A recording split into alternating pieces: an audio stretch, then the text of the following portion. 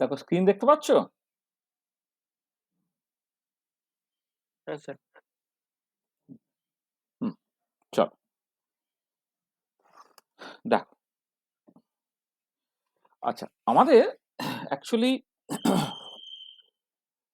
যে জিনিসটা কভার করার ইচ্ছে আছে আর কি, সেটা হচ্ছে যে এই যে লাস্ট আমরা ৪-৫ টা ক্লাস একটুখানি কুইকলি নিয়ে নেব। মানে ক্যালকাটা ইউনিভার্সিটির পরীক্ষার ডেট কবে? ২০ তারিখ দিয়েছে, তাই তো? 24 তারিখ স্যার। ২৪ তারিখ দিয়েছে। আচ্ছা, ২৪ তারিখ দিয়েছে। আচ্ছা, এবারে আমরা অফলাইনে যারা ক্লাস করতে আসে, অফলাইনে আমরা কন্ডাক্ট্যান্স এবং ইলেক্ট্রোকেমিক্যাল সেল দুটো পার্ট শেষ করে দিয়েছি।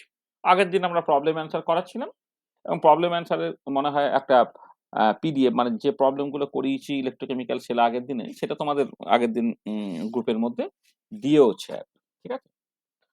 আচ্ছা, এবারে যারা শুধু অনলাইনে পড়ে তাদের আবার দুটো ক্যাটাগরি তুমি ভাগ করতে পারো।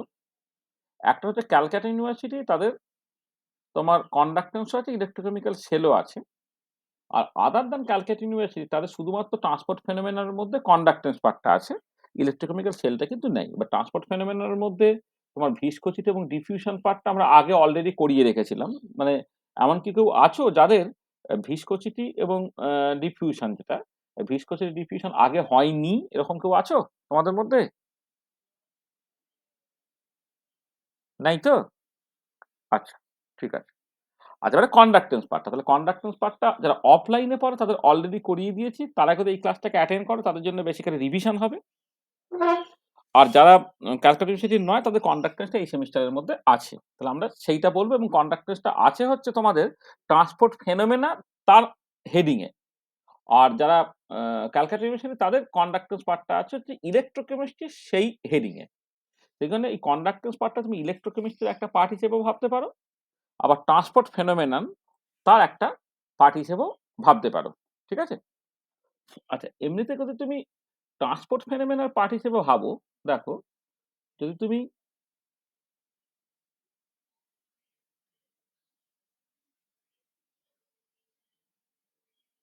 ট্রান্সপোর্ট ফেনোমেনা তার পার্ট হিসেবে ভাবো, তাহলে ট্রান্সপোর্ট ফেনোমেনার তার যে বিভিন্ন রকমের সিচুয়েশন গুলো আছে, সেখানে দেখবে তোমার সকল যেটা হিট ফ্লো, হ্যাঁ, এইটা তোমাদের সিলেবাসে নেই। ঠিক আছে? তারপরে আছে চার্জ ফ্লো। চার্জ ফ্লো রিলেটেডই হচ্ছে কন্ডাক্টেন্স, এটা তোমাদের সিলেবাসে আছে। মাস ফ্লো, সেই সংক্রান্ত তুমি ডিফিউশন ভাবতে পারো, সেটা তোমার সিলেবাসের মধ্যে আছে। আর ভলিউম ফ্লো, ইনকম্প্রেসিবল লিকুইডের জন্য সকালে আমি একটা ভলিউম ফ্লো এর কথাই বলছি, সেই সংক্রান্ত হচ্ছে তোমার ভিসকোসিটি, সেটা তোমাদের সিলেবাসের মধ্যে আছে। তার মধ্যে এই দুটো পার্ট আমাদের অলরেডি কভার্ড হয়ে গেছে। তাহলে ট্রান্সপোর্ট ফেনোমেনার পার্ট হিসেবে ভাবলে তোমাকে এই জিনিসগুলো কভার করতে হবে। তার মধ্যে হিট ফ্লোটা, সেখান থেকে ফুরিয়াস ল ইত্যাদি, সেগুলো সামহাও কেমিস্ট্রিতে নেই। দেখবে কেমিস্ট্রি সিলেবাসটা যদি তুমি দেখবে, সেখানে নেই। তোমাদের চার্জ ফ্লো, মাস ফ্লো এবং ভলিউম ফ্লো, মানে ডিফিউশন, ভিসকোসিটি এবং কন্ডাক্ট্যান্স পার্টটা আছে। ঠিক আছে? ডিফিউশন এবং ভিসকোসিটি এই যে পার্টগুলো, সেই পার্টগুলো অলরেডি আমরা পড়িয়ে দিয়েছি। যদি কারো কোনো না পেয়ে থাকো তাহলে বলবে, ভিডিও এবং পিডিএফ সেগুলো দিয়ে দেওয়া হবে, এইটা আর পড়ানো হবে না। কিন্তু কন্ডাক্টেন্স পার্টটা, সেই কন্ডাক্টেন্স পার্টটা আমাদের ট্রান্সপোর্ট ফেনোমেনা একটা কম্পাউন্ড হিসেবেও পড়তে হবে। আচ্ছা, অল্টারনেটিভলি কেউ যদি এটাকে ইলেকট্রোকেমিস্ট্রি পার্ট হিসেবে দেখে, ক্যালকাটা ইউনিভার্সিটি যেভাবে সিলেবাসটা আছে, সেটাকে কন্ডাক্টেন্সটাকে ইলেকট্রোকেমিস্ট্রি পার্ট হিসেবে দেখতে বলা হয়েছে। আর ইলেকট্রোকেমিস্ট্রি পার্ট হিসেবে দেখলে সেখানে তোমাদের সিলেবাসের মধ্যে তিনটে জিনিস আছে। একটা হচ্ছে এই সকল এই কন্ডাক্টেন্স রিলেটেড পার্টটা আছে, চার্জ ফ্লো রিলেটেড কন্ডাক্টেন্স এটা আছে, তোমাদের সকল আয়নিক ইকুইলিব্রিয়াম এই পার্টটা আছে, আর হচ্ছে তোমার ইলেকট্রোকেমিক্যাল সেল এই পার্টটা আছে। ইলেকট্রোকেমিক্যাল সেল এই পার্টটা তোমাদের আছে। ঠিক আছে? তাহলে আমরা যেটা করছি যে এই আয়নিক ইকুইলিব্রিয়াম পার্টটা আমরা অলরেডি কমপ্লিট করে ফেলেছি, তাই তো? আগের ক্লাস পর্যন্ত আয়নিক ইকুইলিব্রিয়াম পার্টটা কমপ্লিট করে ফেলেছি। আর কন্ডাক্টেন্স এবং ইলেকট্রোকেমিক্যাল সেলটা আমাদের করতে হবে। তার মধ্যে আবার এই ইলেকট্রোকেমিক্যাল সেল পার্টটা আদার দ্যান ক্যালকাটা ইউনিভার্সিটি যারা তাদের হচ্ছে 4th সেমিস্টারে আছে। ক্যালকাটা ইউনিভার্সিটি এই সেমিস্টারে আছে। এবং কন্ডাক্টেন্স ইলেকট্রোকেমিক্যাল সেল আমরা অফলাইনে শেষ করে দিয়েছি। আচ্ছা, আমি ভিডিও পাঠিয়ে দিয়েছিলাম বেশ কিছু কন্ডাক্টেন্স ও ইলেকট্রোকেমিক্যাল সেলের জন্য। আগের দিন কেউ বলল এটা আজ এই যে ইলেকট্রোকেমিক্যাল সেলের ভিডিওগুলো নাকি মানে আসেনি আরকি। ঠিক আছে? সেটা আজকে পাঠিয়ে দিতে বলছে। তাহলে সেখানে কন্ডাক্টেন্স ও ইলেকট্রোকেমিক্যাল সেল এই দুটো পার্ট আমাদের একটুখানি করে নিতে হবে খুব কুইকলি। ঠিক আছে? এটা। তাহলে আমি যেহেতু তোমার এমনি ইলেকট্রোকেমিস্ট্রি, আয়নিক ইকুইলিব্রিয়ামটাকে বলেছি, তার আগে কেমিক্যাল পোটেনশিয়াল হ্যানা-ত্যানা একটু জেনারেল ডিসকাশন এমনি করা হয়েছে বুধবার সকালের ক্লাসে। বরং ট্রান্সপোর্ট ফেনোমেনা এই সেমিস্টারে বরং সেভাবে বলা হয়নি। সেখানে আমরা শুরুটাকে করব এই ১ম অ্যাপ্রোচটা মানে কন্ডাক্ট্যান্স পার্টটাকে পড়বো এই ট্রান্সপোর্ট ফেনোমেনা এই হেডিং এর থ্রুতে। তাতে আমাদের কিছু জেনারেল ডিসকাশনস হয়ে যাবে। যে জেনারেল ডিসকাশনস গুলো যাদের অ্যাকচুয়ালি আদার দ্যান ক্যালকুলেশন এই সেমিস্টারে ট্রান্সপোর্ট ফেনোমেনার মধ্যে কন্ডাক্ট্যান্স আছে তাদের অ্যাকচুয়ালি কাজে লেগে যাবে। তাহলে আমরা সেই রকমভাবে স্টার্ট করছি। ঠিক আছে? তাহলে আমাদের যেটা হবে যে আমরা মানে আজকে জাস্ট সময়টা কম আছে। আজকে আমরা ১ ঘন্টা ক্লাস নেব। আমরা পিপিটির হেল্প নিয়ে ক্লাসটাকে নেব। তাহলে দেখবে যেটা এমনি কন্ডাক্টর তো ৪ থেকে ৫ টা ক্লাস লাগে। সেটা আমি ২ থেকে ২.৫ টা ক্লাসের মধ্যে বেসিক্যালি ধরো টোটাল ৩ টে ক্লাসের মধ্যে ইনক্লুডিং প্রবলেমস আমি করে দিতে পারব। আর ইলেকট্রোকেমিক্যাল সেল যে পার্টটা সেটাও ধরো তোমার ২ ঘন্টা ক্লাস ওই খান ৪ নিলে হয় তাহলে এটা ২ টো ক্লাসের মধ্যে করে নেওয়ার চেষ্টা করব। তার মানে আমি যেটা চেষ্টা করছি যে তোমাদের অ্যারাউন্ড ধরো ১০-১২ তারিখের মধ্যে ওরকম খান ৪-৫ এ ক্লাস নিয়ে কন্ডাক্টর এবং ইলেকট্রোকেমিক্যাল সেলটাকে করে দিতে পারবো বলেই আমি আশা করছি আরকি। ঠিক আছে? তো সেই কন্ডাক্ট্যান্স দিয়ে আমরা বেসিক্যালি স্টার্ট করি। এই কন্ডাক্ট্যান্স দিয়ে স্টার্ট করব। তার আগে ট্রান্সপোর্ট ফেনোমেনন সম্বন্ধে কিছু জেনারেল আলোচনা আমাদের করে ফেলতে হবে। ঠিক আছে? তো চলো তাহলে আমরা ১ম এ ট্রান্সপোর্ট ফেনোমেনন কি এইটাকে নিয়ে কিছু কথাবার্তা বলি। দেখো একটু ভালো করে রিড আউট করি, হ্যাঁ? কি বলা হচ্ছে না দেয়ার আর সাম phenomena where some extensive physical quantity flows from one region to another if there is a gradient of some intensive physical quantities between these two regions. These phenomena are commonly known as transport phenomena. কেউ একজন join করছে, এটা জয়েনটা করিয়ে নি। আমারই ভুল হয়েছে তো? কোথায় গেল? তারপর কি হলো?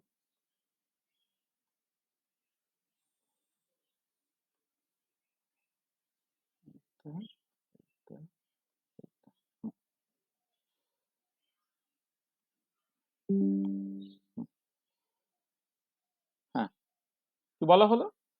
না দেখো, there are some phenomena where some extensive physical quantity flows from one region to another if there is a gradient of some intensive physical quantity between these two regions. These phenomena are commonly known as transport phenomena. আচ্ছা, তুমি example গুলো দিলে তোমার কাছে ব্যাপারটা খুব পরিষ্কার হবে। দেখবে যে ধরো মানে তুমি যখন হিট ফ্লো এর কথা ভাবো, হিট হচ্ছে একটা এক্সটেনসিভ প্রপার্টি। যে প্রপার্টিটা ফ্লো করছে যদি তোমার টেম্পারেচার গ্রেডিয়েন্ট থাকে। তোমার যদি পোটেনশিয়াল গ্রেডিয়েন্ট থাকে তাহলে চার্জ ফ্লো করে। যদি কনসেন্ট্রেশন গ্রেডিয়েন্ট থাকে তাহলে কোন একটা পার্টিকুলার কম্পোনেন্ট বা মাস ফ্লো করে। যদি প্রেসার গ্রেডিয়েন্ট থাকে তাহলে তোমার ভলিউম ফ্লো করে। এগুলো তোমাদের দেখা আছে বা জানা আছে। তাহলে এই যে ফেনোমেনন গুলো, এই ফেনোমেনন গুলিকে কমনলি বলা হবে হচ্ছে তোমার ট্রান্সপোর্ট ফেনোমেনন। ধরো এইরকম ভাবে সিস্টেমটাকে জাস্ট ভাবি। ধরো একটা ওয়্যার বা কোন একটা পাইপ টাইপের কিছু আছে। এই যে ডিরেকশনটা, এই ডিরেকশনটা ধরে নাও তোমার এক্স ডিরেকশন, এক্স ডিরেকশন। আচ্ছা, এবার আমি ২ টো রিজিয়ন বলছি। একটা হচ্ছে A পয়েন্ট, একটা হচ্ছে B পয়েন্ট। A পয়েন্টে কোন একটা ইনটেনসিভ প্রপার্টি তার ভ্যালু হচ্ছে ধরে নাও IA। B পয়েন্টে ওই ইনটেনসিভ প্রপার্টির ভ্যালুটা ধরে নাও তোমার IB। আচ্ছা, এবার আমি ২ টো পয়েন্ট কনসিডার করলাম। ধরে নাও একটা পয়েন্ট হচ্ছে X, একটা পয়েন্ট X প্লাস DX। পয়েন্টে ইনটেনসিভ প্রপার্টিটার ভ্যালুটা হচ্ছে I। আর তোমার X প্লাস DX পয়েন্টে ইনটেনসিভ প্রপার্টির ভ্যালুটা হচ্ছে I প্লাস DI এইটা। তাহলে এবারে এই যে ডিসটেন্সটা দেখো তোমার x থেকে dx যাচ্ছে, তাহলে dx ডিসটেন্স যাওয়ার জন্য ইনটেনসিভ প্রপার্টির চেঞ্জটা কত হচ্ছে? di চেঞ্জ হচ্ছে। সেখানে di বাই dx সেটাকে বলা হবে gradient of i in the direction of x।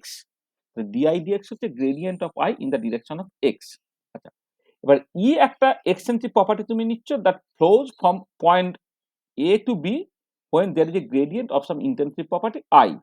তাহলে আমাদের ট্রান্সপোর্ট ফেনোমেননের যে নরমাল ডেফিনেশনে একটা এক্সটেনসিভ প্রপার্টি ফ্লো করবে ফ্রম এ রিজিয়ন মানে মানে কোনো একটা এক্সটেন্সিভ প্রপার্টি ফ্লো করবে একটা রিজিয়ন থেকে আরেকটা রিজিয়নে যদি কোনো একটা ইনটেনসিভ প্রপার্টি গ্রেডিয়েন্ট থাকে। আমি বলছি হচ্ছে সেই এক্সটেন্সিভ প্রপার্টি যে এক্সটেন্সিভ প্রপার্টি ফ্লো করছে from region A to B যদি একটা ইনটেনসিভ প্রপার্টি I তার একটা গ্রেডিয়েন্ট থাকে। ঠিক আছে? তাহলে এবারে গ্রেডিয়েন্ট অফ I এর মানে আমি বলে দিলাম dI/dx হচ্ছে গ্রেডিয়েন্ট অফ I। এবারে এই যে কতখানি পরিমাণ ফ্লো করছে per unit time per unit cross sectional area তাকে বলে flux. Flux of E in the direction of X সেটাকে এই সিম্বল দিয়ে এক্সপ্রেস করছি। ব্র্যাকেটে X টা হচ্ছে X ডিরেকশন বোঝানোর জন্য আর সাফিক্সে E টাকে রিপ্রেজেন্ট করছে কোন এক্সটেন্সিভ প্রপার্টিটাকে দেখছি সেইটা। তাহলে ফ্লাক্সের ডেফিনিশনটা কি? Amount of extensive property flows per unit time per unit cross sectional area এটাকে ফ্লাক্স বলা হয়। ফ্লাক্স মানে হচ্ছে amount of an extensive property flows per unit time per unit cross sectional area. ঠিক আছে? এইটা। তাহলে এইটা হচ্ছে তোমার ফ্লাক্সটা। এবারে একটা জেনারেল ল অফ ট্রান্সপোর্ট সেটা কি বলে? না এই যে ফ্লাক্সটা is proportional to negative gradient of that intensive property অর্থাৎ JEX টা is proportional to minus DI/dx। This is the general law of transport. There must be a proportionality constant and this proportionality constant is L, then JEX হচ্ছে minus L into DI/dx। তার মানে কি হলো? Flux of E in the direction of X is directly proportional to the negative gradient of I in the direction of X। সেইটার হচ্ছে স্টেটমেন্টটা। এবার একটা proportionality constant L নিয়ে নিলাম তাহলে JEX টা হয়ে গেল minus L into DI/dx। আচ্ছা এই যে L টা একে বলা হয় এটা একটা proportionality constant এবং এটা একটা ইউনিভার্সাল কনস্ট্যান্ট নয় কিন্তু দিস প্রপোর্শনালিটি কনস্ট্যান্ট এবং এর নামটা কোন ফেনোমেনন তুমি স্টাডি করছো ফেনোমেনন টু ফেনোমেনন হচ্ছে পাল্টায়। সেই জন্য এইটাকে বলা হবে একটা ফেনোমেনোলজিক্যাল কনস্ট্যান্ট। মানে এটা ফেনোমেনা টু ফেনোমেনা এটা পাল্টায় বলে L is called the phenomenological constant. কেন? কারণটা হচ্ছে যে যে this differs from phenomenon to phenomenon. Phenomenon to phenomenon এটা পাল্টায় বলে এর হচ্ছে এটাকে একটা ফেনোমেনোলজিক্যাল কনস্ট্যান্ট বলা হচ্ছে। মানে কোন ফেনোমেনার কথা ভাবছো তার মতো করে নামটা হচ্ছে পাল্টে যাবে। ঠিক আছে? যেমন দেখবে পরে আমরা করব যে এটা যখন তোমার ধরো হিট ফ্লো এর কথা হবে, মানে হিট ফ্লাক্স এর কথা হবে, তখন এলটা হয়ে যাবে থার্মাল কন্ডাক্টিভিটি। যখন তোমার চার্জ ফ্লো এর কথা হবে সেই এলটাই হয়ে যাবে তোমার ইলেকট্রিক্যাল কন্ডাক্টিভিটি। যখন তোমার ডিফিউশন ফেনোমেনন তুমি কনসিডার করবে this will be the diffusion coefficient. আবার যখন ভিসকোসিটি নিয়ে তুমি কথাবার্তা হবে এটা হচ্ছে ভিসকোসিটি রিলেটেড কোন একটা পার্টিকুলার কোয়ান্টিটি হবে। মানে এক্সাক্টলি ভিসকোসিটি প্রপোর্শনালিটি কনস্ট্যান্ট নয়। এখানে ভিসকোসিটির সঙ্গে উপরে ডিপেন্ড করে তার উপরে সেটা ফেনোমেনোলজিক্যাল কনস্ট্যান্ট ভিসকোসিটির উপর ডিপেন্ড করবে এন্ড সো অন। সেখানে এইটা হচ্ছে যেটা আঁকলাম সেটা হচ্ছে একটা জেনারেল ল অফ ট্রান্সপোর্ট এবং এই জেনারেল ল অফ ট্রান্সপোর্টটা যে proportionality constant is a phenomenological constant. আচ্ছা এবার আমি কতগুলো এক্সাম্পল দিই তাহলে তোমার কাছে ব্যাপারটা পরিষ্কার হবে। তাহলে এখানে আমি কি করলাম দেখো ট্রান্সপোর্ট ফেনোমেনন একটা ডেফিনিশন বলেছি। এইখানে আমি জেনারেল লটা ওকে বললাম জেনারেল ল অফ ট্রান্সপোর্ট। হ্যাঁ, এটা খুব ইম্পর্টেন্ট। এটা পরীক্ষায় আসে। জেনারেল ল অফ ট্রান্সপোর্ট এইটা। এবারে ৪ টে কমন এক্সাম্পল আছে। ৪ টে কমন এক্সাম্পলের মধ্যে একটা এক্সাম্পল নিয়ে আমাদের খুব ডিটেইলে কথাবার্তা বলতে হবে। তাহলে ১ম যে এক্সাম্পলটা আমি বলছি সেটা হচ্ছে তোমার হিট ফ্লো। হিট ফ্লো নিয়ে কথাবার্তা হচ্ছে। Heat flow. আচ্ছা হিট ফ্লোটা তোমরা জানো যে ধরো একটা মেটালিক ওয়্যার বা কোন একটা থার্মাল কন্ডাক্টর তুমি ব্যবহার করছো। থার্মাল কন্ডাক্টর এটা একটা। ঠিক আছে? এটা থার্মাল কন্ডাক্টর। ঠিক আছে? এবারে এই যে ডিরেকশনটা ডিরেকশন এক্স ডিরেকশন আর এই হিটটা ফ্লো করছে এই এক্স ডিরেকশন বরাবর। এবার দুটো পয়েন্ট কনসিডার করছি এ পয়েন্ট বি পয়েন্ট। এ পয়েন্টে এটা এ পয়েন্ট যেটা আছে এ পয়েন্টে ধরে নাও টেম্পারেচারটা টিএ, বি পয়েন্টে ধরো টেম্পারেচারটা টিবি, যেখানে টিএটা গ্রেটার দ্যান টিবি। হিটটা বেসিক্যালি হায়ার টেম্পারেচার থেকে লোয়ার টেম্পারেচার থেকে ফ্লো করে। আচ্ছা heat flows if there is a temperature gradient. এবারে দেখো যদি ডিটি ডিএক্সটাকে তুমি টেম্পারেচার গ্রেডিয়েন্ট বলো তাহলে এই হিট ফ্লাক্সটা এটা যে এইচ লিখে যে হিটকে যদিও কিউ দিয়ে এক্সপ্রেস করা হয় আবার চার্জকেও তো কিউ দিয়ে এক্সপ্রেস করা হয় সেই কনফিউশনটাকে এড়ানোর জন্য একটা হিট ফ্লাক্স মানে এই যে এইচ যা রিপ্রেজেন্ট করছে হিট বোঝানোর জন্য heat flux in the direction of x is actually proportional to negative gradient of temperature and the proportionality constant k and k is called the thermal conductivity এবং এই যে লটা এই লটা হচ্ছে তোমার ফুরিয়াস ল। ঠিক আছে? আর ডিটি ডিএক্স টা হচ্ছে মানে এখানে তোমার লেখা আছে কি এখানে? হ্যাঁ, এখানে বলে দিচ্ছি। এখানে হচ্ছে তোমার যে এইচ এক্সটা হচ্ছে তোমার heat flux in the direction of X, আর ডিটি ডিএক্সটা হচ্ছে তোমার বেসিক্যালি টেম্পারেচার গ্রেডিয়েন্ট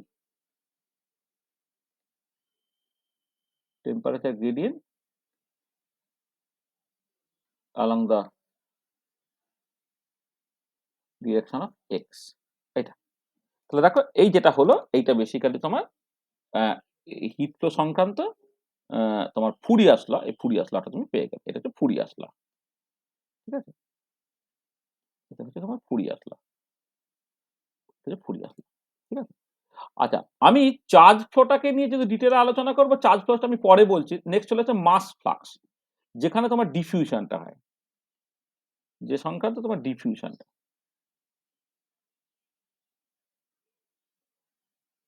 ডিফিউশন, ঠিক আছে।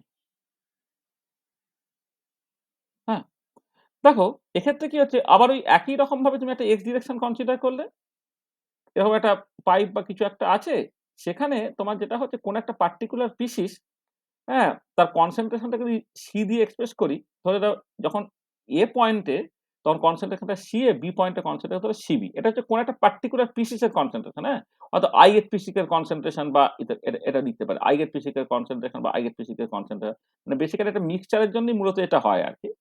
তাহলে ধরো একটা মানে কোন একটা গ্যাস বা লিকুইড যাই হোক না কেন, কোন একটা পার্টিকুলার কম্পোনেন্ট তার করসপন্ডিং কনসেন্ট্রেশন বলতে পারো, মোল ফ্র্যাকশনে বলতে পারো। যে কনসেন্ট্রেশনটা এখানে সিআই, এখানে সিবিআই। এবারে দেখো এই যদি এই এ পয়েন্টে তার কনসেন্ট্রেশনটা বেশি হয় দেন দ্য বি পয়েন্ট, তাহলে মাসটা ফ্লো করবে from higher concentration region to lower concentration region. তাহলে mass flows from higher concentration region to lower concentration region. তাহলে মাস ফ্লাক্স যেটা, সেটা হচ্ছে জে এম আই এক্স, সেটা হচ্ছে minus D DCI by DX হয়ে যাবে, যেখানে এটা হচ্ছে ফিক্স ল, আর ডিটাকে বলে ডিফিউশন কোফিশিয়েন্ট। ঠিক আছে, তাহলে এখানে তোমার এটাতে লেখাই হচ্ছে যে ডিসিআই বাই ডিএক্স, এটা হচ্ছে তোমার concentration gradient along the x direction, এইটা। আর এটা তো মাস ফ্লাক্স লেখাই হয়েছে। দেখো এই যে করসপন্ডিং লটা, সেই লটা হচ্ছে তোমার বেসিক্যালি ফিক্স ল। এই ফিক্স লটা আমরা পড়িয়েছিলাম, সেটা এখন আর পড়ানো হবে না, এবং সেই মতো করে এই যে প্রপোর্শনালিটি কনস্ট্যান্ট একটা ডিফিউশন কোফিশিয়েন্ট। আর ডিফিউশনটা আমি জাস্ট নরমালি ডি লিখলাম। এবার সেলফ ডিফিউশন কোফিশিয়েন্ট হয়, ইন্টার ডিফিউশন কোফিশিয়েন্ট হয়, সেই মতো করে ডিআইআই, ডিআইজে, বিভিন্ন রকমের নাম হয়। ঠিক আছে, এটা তোমরা দেখবে। আচ্ছা, অ্যামাউন্ট অর ভলিউম ফ্লো। দেখো এই অ্যামাউন্ট অফ ভলিউম ফ্লোটা এটা বেসিক্যালি ভিসকোসিটি বা ফ্লুইডিটির সঙ্গে রিলেটেড। ঠিক আছে, amount flow or volume flow. ধরো একটা ফ্লুইড, মূলত ইনকম্প্রেসিবল ফ্লুইড তুমি কনসিডার করো, এটা যে এক্স ডিরেকশন, এ পয়েন্টে ধরে নাও প্রেসারটা পি এ, বি পয়েন্টে প্রেসারটা হচ্ছে পিবি, যেখানে পি এটা গ্রেটার দেন পিবি। ভলিউম ফ্লাক্সটা মানে volume flows per unit time per unit construction area in the direction of x, সেটাকে জে ভি এক্স যদি তুমি বলো, সেটা ধরে নাও ডিপি ডিএক্স, তার সঙ্গে একটা প্রপোর্শনালিটি কনস্ট্যান্ট আছে, ধরে নাও সেই প্রপোর্শনালিটি কনস্ট্যান্ট আমি সাই নাম দিচ্ছি। তাহলে এই যে পার্টিকুলার টাইপের ইকুয়েশন, এটাকে পয়সোলিজ ইকুয়েশন। ঠিক আছে, আর এবার পয়সোলিজ ইকুয়েশনের স্ট্যান্ডার্ড ফর্মটা যদি তুমি দেখো, স্ট্যান্ডার্ড ফর্মটা এরকম দেখতে হয় যে volume flows per unit time, একটা ভি টিল্ডে যদি তুমি বলো, যে pi delta P A to the power 4/8 eta L. এই পয়সোলিজ ইকুয়েশন তোমরা এতে নিশ্চয়ই করেছো, মানে এতে করেছো মানে যখন ভিসকোসিটি পড়ানো হয়েছে নিশ্চয়ই, কেন ভিসকোসিটি যখন পড়ানো হয়েছে আমরা সার্টেনলি এটা করিয়েছি। হ্যাঁ, এটা মানে যারা ক্যালকাটা ইউনিভার্সিটি তাদের তো ফার্স্ট সেমিস্টারে অলরেডি ছিলই। আর যারা আদার দ্যান ক্যালকাটা ইউনিভার্সিটি তাদের আমি ফার্স্ট সেমিস্টারে পড়িয়ে দিয়েছিলাম, কিন্তু এই সেমিস্টারে পরীক্ষা সেটা আছে। দেখবে তোমার ওই একটা আ পাইপ আছে, একটা যদি স্ট্রিমলাইন ফ্লো বা স্ট্যামিনার ফ্লো মেইনটেইন হয়, সেখান থেকে তুমি দেখেছিলে volume flows per unit time, এটা পাই delta P two the power 4/8 eta এল। এটা ডেল্টা পি হচ্ছে প্রেসার ডিফারেন্স, মানে পিএ মাইনাস পিভি। আর এটা হচ্ছে এরিয়া অফ ক্রস সেকশন, এলটা হচ্ছে লেন্থ অফ দ্য ক্যাপিলারি, আর ইটা হচ্ছে ভিসকোসিটি কোএফিসিয়েন্ট। আচ্ছা, এবারে আমি এইটাকে এ দিয়ে ভাগ করে দিলাম। হ্যাঁ, দাঁড়া, এখানে একটা ভুল হয়েছে। ১ সেকেন্ড, ১ সেকেন্ড। এটা একটুখানি ভুল হয়েছে। ১ সেকেন্ড। এইটা একটুখানি না আমি বলছি, এখানে জিনিসগুলো একটু ভুল লেখা হয়েছে। একটুখানি আমি বলে দিই। এখানে না, এইটা ঠিক আছে। এইটা হচ্ছে actually এরিয়া নয়, এটা হচ্ছে রেডিয়াস। রেডিয়াস এইখানে যে ভাগটা এটা একটু ঠিক করে করা দরকার আছে। আমি এটা একটুখানি ঠিক করে দিচ্ছি, দাঁড়াও। হ্যাঁ, এটা একটুখানি ভুল হচ্ছে। দেখো এই যে লেখা হয়েছে v equal to pi delta p to the power 4/8 eta l, এটা হচ্ছে তোমার radius of the capillary. Area নয়, radius of the capillary, radius of the capillary.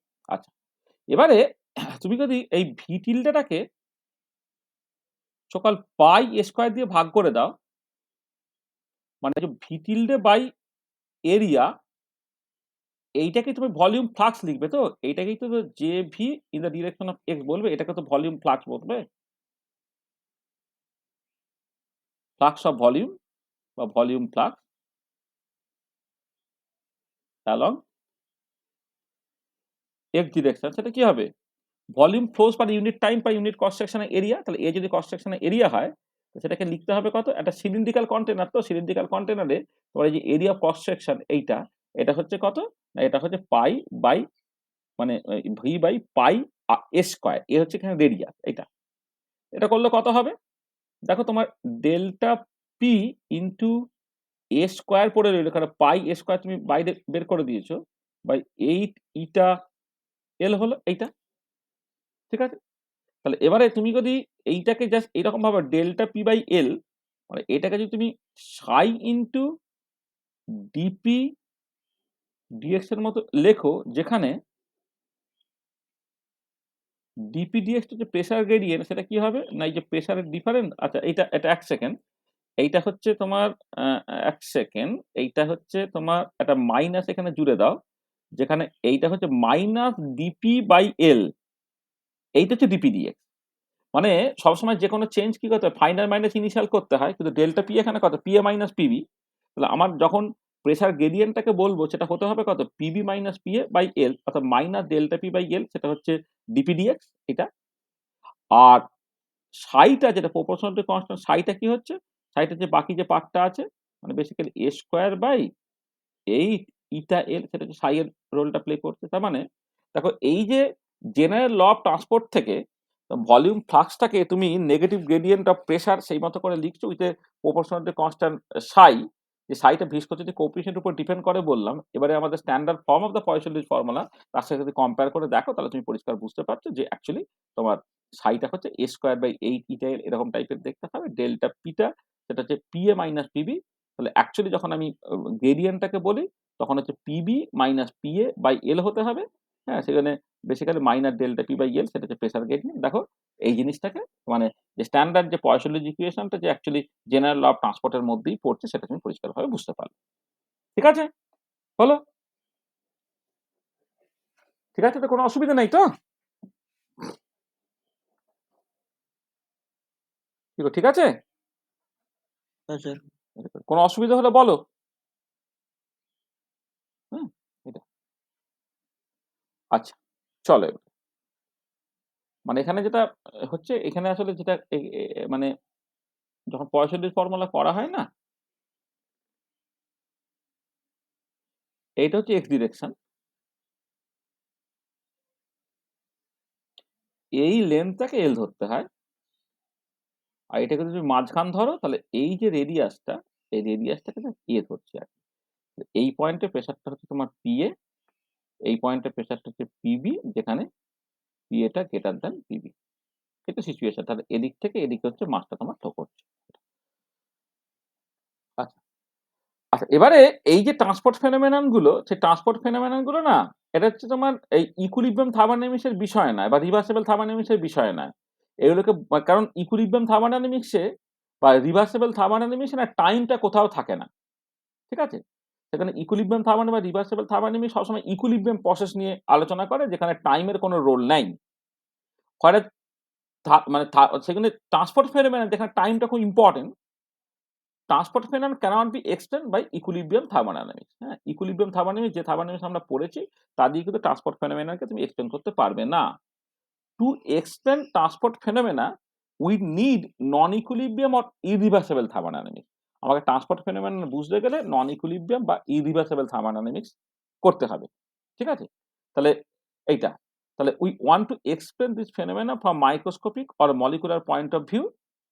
Postulates of kinetic theory of gas may be helpful.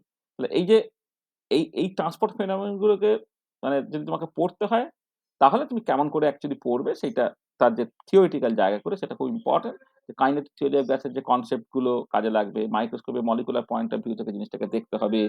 Non equilibrium বা irreversible thermodynamics এর সাহায্য নিতে হবে। তোমার ইকুইলিব্রিয়াম থার্মোডাইনামিক্স দিয়ে ট্রান্সপোর্ট ফেনোমেনন পড়া যাবে না আরকি। সেটা একটা অ্যাডিশনাল ইনফরমেশন বললাম। এমএসসি তে আমাদের যেমন বিদ্যাসাগর ইউনিভার্সিটিতে আছে আরকি। যে তোমার এই ইরিভার্সিবল থার্মোডাইনামিক্স বা নন ইকুইলিব্রিয়াম থার্মোডাইনামিক্স আছে এবং তা দিয়ে কেমন করে তোমার এই ধরনের ট্রান্সপোর্ট ফেনোমেনন গুলোকে এক্সপ্লেইন করতে হয় সেগুলো খুব ডিটেইল ডিসকাশন আছে আরকি। ঠিক আছে? খুব ভালো। আচ্ছা চলো এবারে। হুম। আচ্ছা এবারে আমরা মেইন আমাদের যে টপিক সেই টপিকে চলে আসছি। দ্যা ট্রান্সপোর্ট ফেনোমেনন সংক্রান্ত জেনারেল কিছু আলোচনা করা হলো। এবারে ট্রান্সপোর্ট ফেনোমেনন এর মধ্যেও তুমি বলতে পারো অথবা ইলেকট্রোকেমিস্ট্রির মধ্যে তুমি বলতে পারো। এবারে আমরা আলোচনা করছি basically charge flow, charge flow সংক্রান্ত কন্ডাক্টেন্স এইটা আমরা বেসিক্যালি দেখতে চাইছি। হ্যাঁ? এইটা। চার্জ ফ্লো বা কন্ডাক্টেন্স সেটা আমি দেখতে চাইছি আরকি। তাহলে এর রিলেটেড যে লটা সেই লটা বেসিক্যালি তোমার ওহমস ল। মানে এর রিলেটেড যে লটা অ্যাকচুয়ালি ইম্পোর্টেন্ট সেটা হচ্ছে ওহমস ল। দেখো তুমি স্টার্টিংটা করছো কেমন করে? ধরে নাও তোমার কাছে একটা ইলেকট্রিক ওয়্যার আছে। মানে মেটালিক ওয়্যারই তুমি ধরো। একটা ওয়্যার আছে।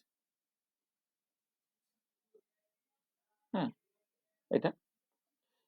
এই যথারীতি এইটা হচ্ছে এক্স ডিরেকশন, এক্স ডিরেকশন। আর এবারে তুমি একটা পয়েন্ট ধরলে এক্স, যে পয়েন্টে টোটাল পোটেনশিয়াল এর ভ্যালুটা হচ্ছে ফাই।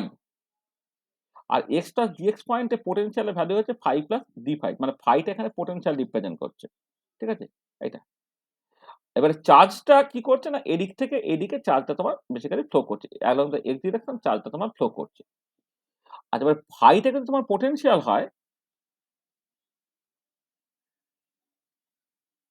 আর কিউটাকে যদি তুমি চার্জ দিয়ে এক্সপ্রেস করো, চার্জটাকে যদি কিউ দিয়ে এক্সপ্রেস করো তাহলে ডি ফাই ডিএক্স এটা কি হবে? এটা তোমার বেসিক্যালি পোটেনশিয়াল গ্রেডিয়েন্ট।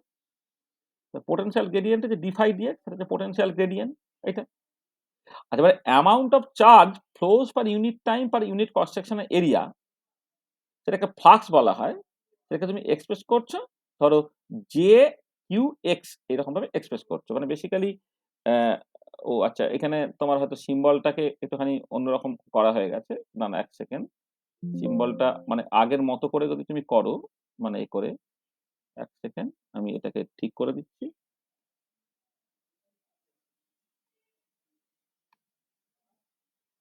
এক মিনিট ঠিক করে দিচ্ছি। হ্যাঁ, হ্যাঁ, ঠিক আছে। দেখো মানে আমি ওই ইউনিফর্ম সিম্বল গুলোকে ব্যবহার করি। সেটা হচ্ছে যে তুমি যখন এই চার্জ ফ্লাক্সটাকে এক্সপ্রেস করছো, চার্জ ফ্লাক্সটাকে কি দিয়ে এক্সপ্রেস করবে? দেখো আমি কিভাবে করেছিলাম ক্যাপিটাল জে লিখেছিলাম। চার্জ ফ্লাক্স কোন ডিরেকশন আর এক্স ডিরেকশনে বরাবর। এইটা। তাহলে চার্জ ফ্লাক্সটাকে এইরকম ভাবে এক্সপ্রেস করা যায়। According to general law of transport এখন কি লিখতে পারবো তুমি? এই যে চার্জ ফ্লাক্সটা J Q which is a function of x is proportional to minus D phi D X অর্থাৎ চার্জ ফ্লাক্সটা নেগেটিভ গ্রেডিয়েন্ট অফ পোটেনশিয়াল তার সঙ্গে প্রপোর্শনাল। ঠিক আছে? তাহলে দেখো এখানে এই এইটা না ১ সেকেন্ড ধরো তো। খোলা আছে তো। খোলা আছে তো? ফেলো, ফেলো। হ্যাঁ, যেটা বলছিলাম। হ্যাঁ, যেটা হচ্ছে তোমার চার্জ ফ্লাক্সটা একটা প্রপোর্শনালিটি কনস্ট্যান্ট থাকবে মাইনাস কে তার মানে জে কিউ এক্স টা হয়ে গেল minus K into D phi dx. আচ্ছা এবারে এইটা দেখো পরিষ্কার জেনারেল ল অফ ট্রান্সপোর্ট এর মধ্যে পড়েছে যেখানে এইখানে তুমি যদি লেখো এই কেটাকে আমরা বলবো ইলেকট্রিক্যাল কন্ডাক্টিভিটি, ইলেকট্রিক্যাল আগে ছিল থার্মাল কন্ডাক্টিভিটি, ইলেকট্রিক্যাল কন্ডাক্টিভিটি, অনেক সময় একে অনেক অনেক সময় বলা হয় স্পেসিফিক কন্ডাক্টেন্স। এটা আমি আসছি। আচ্ছা, এবারে এই যে ফর্মটা তুমি দেখছো, দেখো এই ফর্মটা কিন্তু তোমার ওহমস ল এর মতো এখনো তুমি বুঝতে পারছো না। কিন্তু জাস্ট একটু নোটেশনাল চেঞ্জ করো, তাহলে তুমি বুঝতে পারবে this is nothing but the Ohm's law. দেখো এই যে minus D phi D X, negative gradient of potential কি রিপ্রেজেন্ট করে? ইলেকট্রিক ফিল্ড রিপ্রেজেন্ট করে। মাইনাস ডিফাই ডিএক্স হচ্ছে ই, সেটা হচ্ছে নেগেটিভ গ্রেডিয়েন্ট অফ পোটেনশিয়াল, সেটা কি ইলেকট্রিক ফিল্ড হয়। মাইনাস ডিফাই ডিএক্স যদি তোমার ই হয়, তাহলে জে কিউ এক্সটাকে লিখতে পারবে কি? তাহলে জে কিউ এক্সটাকে তুমি লিখতে পারলে কি না কে ইন্টু ই। কারণ দেখো এখানে যেটা হয়েছে যে negative gradient of potential minus D phi ডিএক্সটাকে ই দিয়ে তুমি এক্সপ্রেস করেছো। তাহলে এইটা দেখো, দিস ইজ, এই যে পার্টিকুলার ফর্মটা, দিস ইজ দ্য ওহমস ল, যেখানে কেটাকে বলা হবে electrical conductivity or specific conductance. আচ্ছা, তোমার মনে হতে পারে যে না আমি ওহমস ল তো এইরকম ভাবে দেখিনি, আমি তো ভি ইকুয়াল টু আই আর এইরকম ভাবে তো ওহমস ল দেখতে অভ্যস্ত। হ্যাঁ, সাডেনলি মেটালিক ওয়্যারের ক্ষেত্রে এই যে জে কিউ এক্স যে কে ই, মানে চার্জ ফ্লাক্সটা সেটা যে তোমার কে ইন্টু ই হবে, তুমি যদি একটুখানি তার মতো করে চেঞ্জ করো, তাহলে মেটালিক ওয়্যারের ক্ষেত্রে দেখবে তোমার যে চেনা ফর্মটা ভি ইকুয়াল টু আই আর, সেটা কিন্তু তুমি পাবে। কেমন করে দেখো, ধরো তুমি এরকম করলে যে তোমার একটা এরকম মেটালিক ওয়্যার তুমি নিয়েছো, ধরো একটা ইউনিফর্ম মেটালিক ওয়্যার বা কন্ডাক্টিং ওয়্যার তুমি কনসিডার করছো, একটা ইউনিফর্ম কন্ডাক্টিং ওয়্যার যার ক্রস সেকশনের এরিয়াটা সর্বত্র একই, তার লেন্থ ধরে নাও এ, আর এল এ ক্যাপিটাল এটা হচ্ছে এরিয়া অফ ক্রস সেকশন, তাহলে এটা হচ্ছে এরিয়া অফ ক্রস সেকশন, এলটা হচ্ছে লেন্থ অফ দ্য ওয়্যার। আচ্ছা, এবারে এই যে স্টার্টিং এ তার পোটেনশিয়াল ধরে নাও ফাই ওয়ান, মানে এই 1 নম্বর পয়েন্ট তার পোটেনশিয়াল হচ্ছে ফাই ওয়ান, এন্ডে 2 নম্বর পয়েন্ট তার পোটেনশিয়াল ধরে ফাই টু, তাহলে phi one minus phi two, suddenly phi one greater than phi two, তবেই হচ্ছে চার্জটা তোমার এদিক থেকে ঢুকবে, এদিক দিয়ে বেরোবে, মানে এদিকটা ইনলেট এদিকটা outlet. Phi one minus phi two ক্ষেত্রে ভি, যেটা হচ্ছে পোটেনশিয়াল ডিফারেন্স। আর কারেন্টটা কি? কারেন্টটা হচ্ছে amount of charge flows per unit time, তাহলে amount of charge flows per unit time. আর জে কিউ এক্সটা কি ছিল? এটা হচ্ছে amount of charge flows per unit time per unit cross সেকশনের এরিয়া। তাহলে ফ্লাক্সকে যদি ক্রস সেকশনের এরিয়া দিয়ে গুণ করা হয়, তাহলে কারেন্ট তুমি পেয়ে যাবে। ঠিক আছে, তাহলে এবারে চলে এসো, তাহলে কি হবে? তাহলে এইখান থেকে এই যে কারেন্টটা আই যদি তোমার এইটা দেখতে হয়, তাহলে আইটাকে জায়গায় লিখবো কত?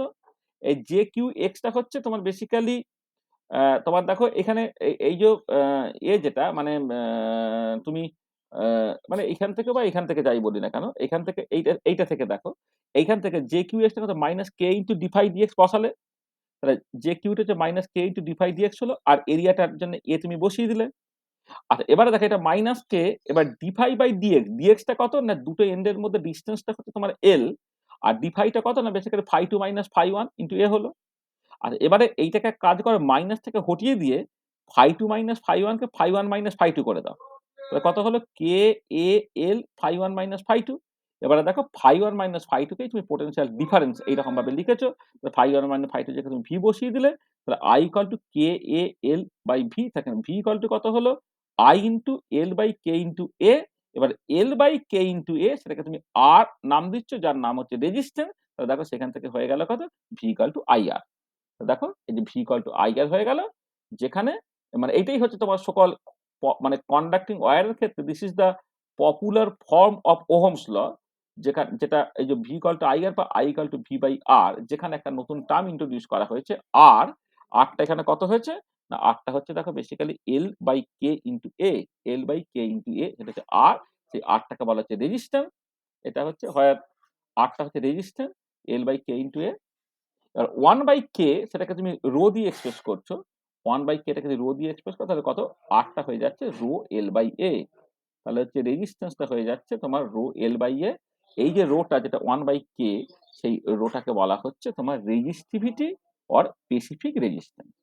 তাহলে এখানে এই যে R equal to rho L by L ভীষণ পপুলার একটা ইকুয়েশন, ওহম লতে V equal to I R যেমন ভীষণ পপুলার একটা ইকুয়েশন, আর রেজিস্ট্যান্সটা R equal to rho L by A, সেটা একটা ভীষণ ইম্পর্টেন্ট ইকুয়েশন, যেখানে আরটা হচ্ছে কি না? আরটা হচ্ছে তোমার সকাল রেজিস্ট্যান্স, আর রোটা হচ্ছে কি? রোটা হচ্ছে তোমার স্পেসিফিক রেজিস্ট্যান্স অর রেজিস্টিভিটি। তাহলে specific resistance is nothing but the reciprocal of specific conductance or conductivity. তুমি যদি কন্ডাক্ট্যান্স বা কন্ডাক্টিভিটি আগে জানো, তা সেখান থেকে তুমি রেজিস্ট্যান্স বা রেজিস্টিভিটি, স্পেসিফিক রেজিস্ট্যান্স বা রেজিস্টিভিটি লিখতে পারবে। আবার কেউ যদি স্পেসিফিক রেজিস্ট্যান্স বা রেজিস্টিভিটি আগে জানে তার রেসিপ্রোকাল করে সে বেসিক্যালি কন্ডাক্ট্যান্স বা স্পেসিফিক কন্ডাক্টিভিটিটাকে জাস্ট লিখতে পারবে। মানে কন্ডাক্টিভিটি বা স্পেসিফিক কন্ডাক্ট্যান্সটাকে সে লিখতে পারবে। ঠিক আছে? তো দেখো এখান থেকে এই যে তোমার রোকে এইরকম ভাবে ডিফাইন করা যায়। এখান থেকে রোটা কত হয়ে যাচ্ছে আর এ বাই এল। যদি এ এর ভ্যালু ইউনিটি হয়ে যায়, এল এর ভ্যালু ইউনিটি হয়ে যায়, তাহলে rho is nothing but the R. সেটা লিখেছে when a equal to 1 l equal to 1 then rho equal to r। তার মানে resistivity may be defined as the resistance of a uniform wire of unit length and unit cross sectional area। যদি তোমার এটা 1 হয়ে যায় অর্থাৎ unit cross sectional area হয়, লেন্থটা যদি 1 হয়ে যায় অর্থাৎ ইউনিট লেন্থ হয়ে যায়, তখন তার যে রেজিস্ট্যান্স সেটাই হচ্ছে তোমার resistivity or specific resistance। Specific resistance বা রেজিস্টিভিটিকে দেখো তুমি এরকম ভাবে ডিফাইনও করে ফেলতে পারবে। ঠিক আছে?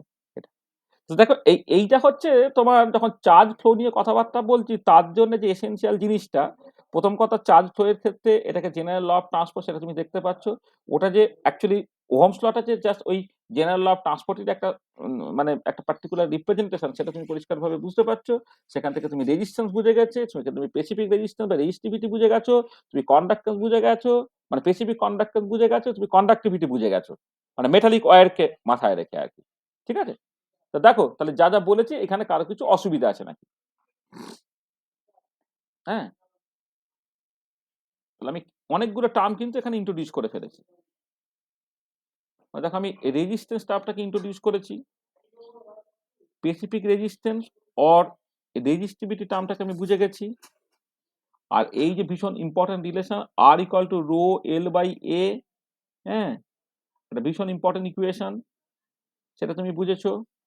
সকল যেটা ওহমস লয়ের যে পপুলার ফর্মটা ভি ইকুয়াল টু আই আর, সেই ইকুয়েশনটা তুমি বুঝেছো।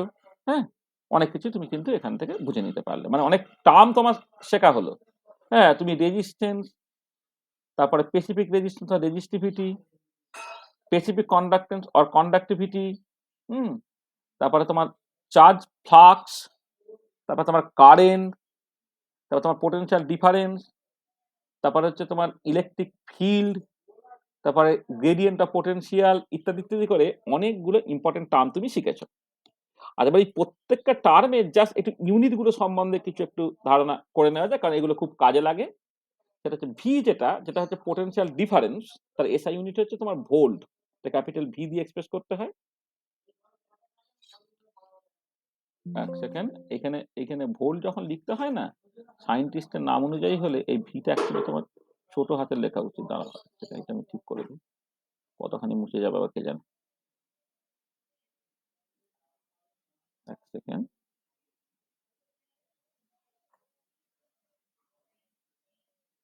তোমার এই ভিটা হচ্ছে তোমার পোটেনশিয়াল ডিফারেন্স এর এসআই ইউনিট বানান করে লিখলে ভিও এলটি, আর সিম্বলে লিখলে ক্যাপিটাল ভি। ঠিক আছে? এইটা আচ্ছা, ডিফাই দিয়ে হচ্ছে পোটেনশিয়াল গ্রেডিয়েন্ট। তাহলে পোটেনশিয়াল গ্রেডিয়েন্টটা কি হবে দেখো, তাহলে পোটেনশিয়ালটা যদি তোমার ভোল্ট হয়, পোটেনশিয়ালের একটা পোটেনশিয়াল ডিফারেন্সের ইউনিট এইটা, আর পোটেনশিয়ালের ইউনিটও কিন্তু এসআই ইউনিট অফ পোটেনশিয়াল, মানে ইলেকট্রিক পোটেনশিয়াল ফাই, এটা হচ্ছে তোমার ওই একই রকম ভাবে ভোল্ট, এটা সিম্বলিক্যালি ক্যাপিটাল ভি দিয়ে তুমি এক্সপ্রেস করতে পারবে। তাহলে পোটেনশিয়াল গ্রেডিয়েন্টের ইউনিট কি হবে? এসআই ইউনিটের ভোল্ট পার মিটার, এইটা। আর negative of the potential gradient যদি ইলেকট্রিক ফিল্ড, তাহলে এটার ইউনিট ইলেকট্রিক ফিল্ডের সঙ্গে সমান হবে। আচ্ছা, এবার ইলেকট্রিক ফিল্ডটাকে আরেক রকম ভাবে নিশ্চয়ই ডিফাইন করা যায় কুলম্বস ল থেকে।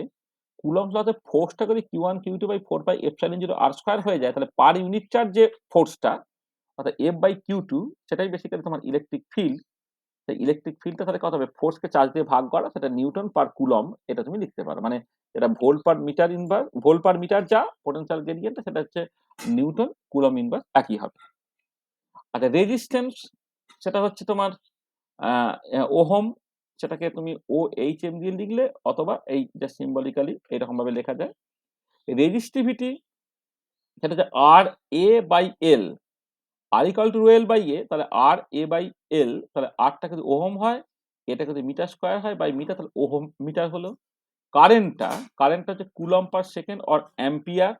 এটা স্পেসিফিক কন্ডাক্টেন্স যেটা হচ্ছে বেসিক্যালি কে দিয়ে এক্সপ্রেস করা হচ্ছে, সেটা কত? স্পেসিফিক রেজিস্ট্যান্স যেটা বা রেজিস্টিভিটি রেসিপ্রোকাল, সেখানে ওহম ইনভার্স মিটার ইনভার্স হয়ে যাবে।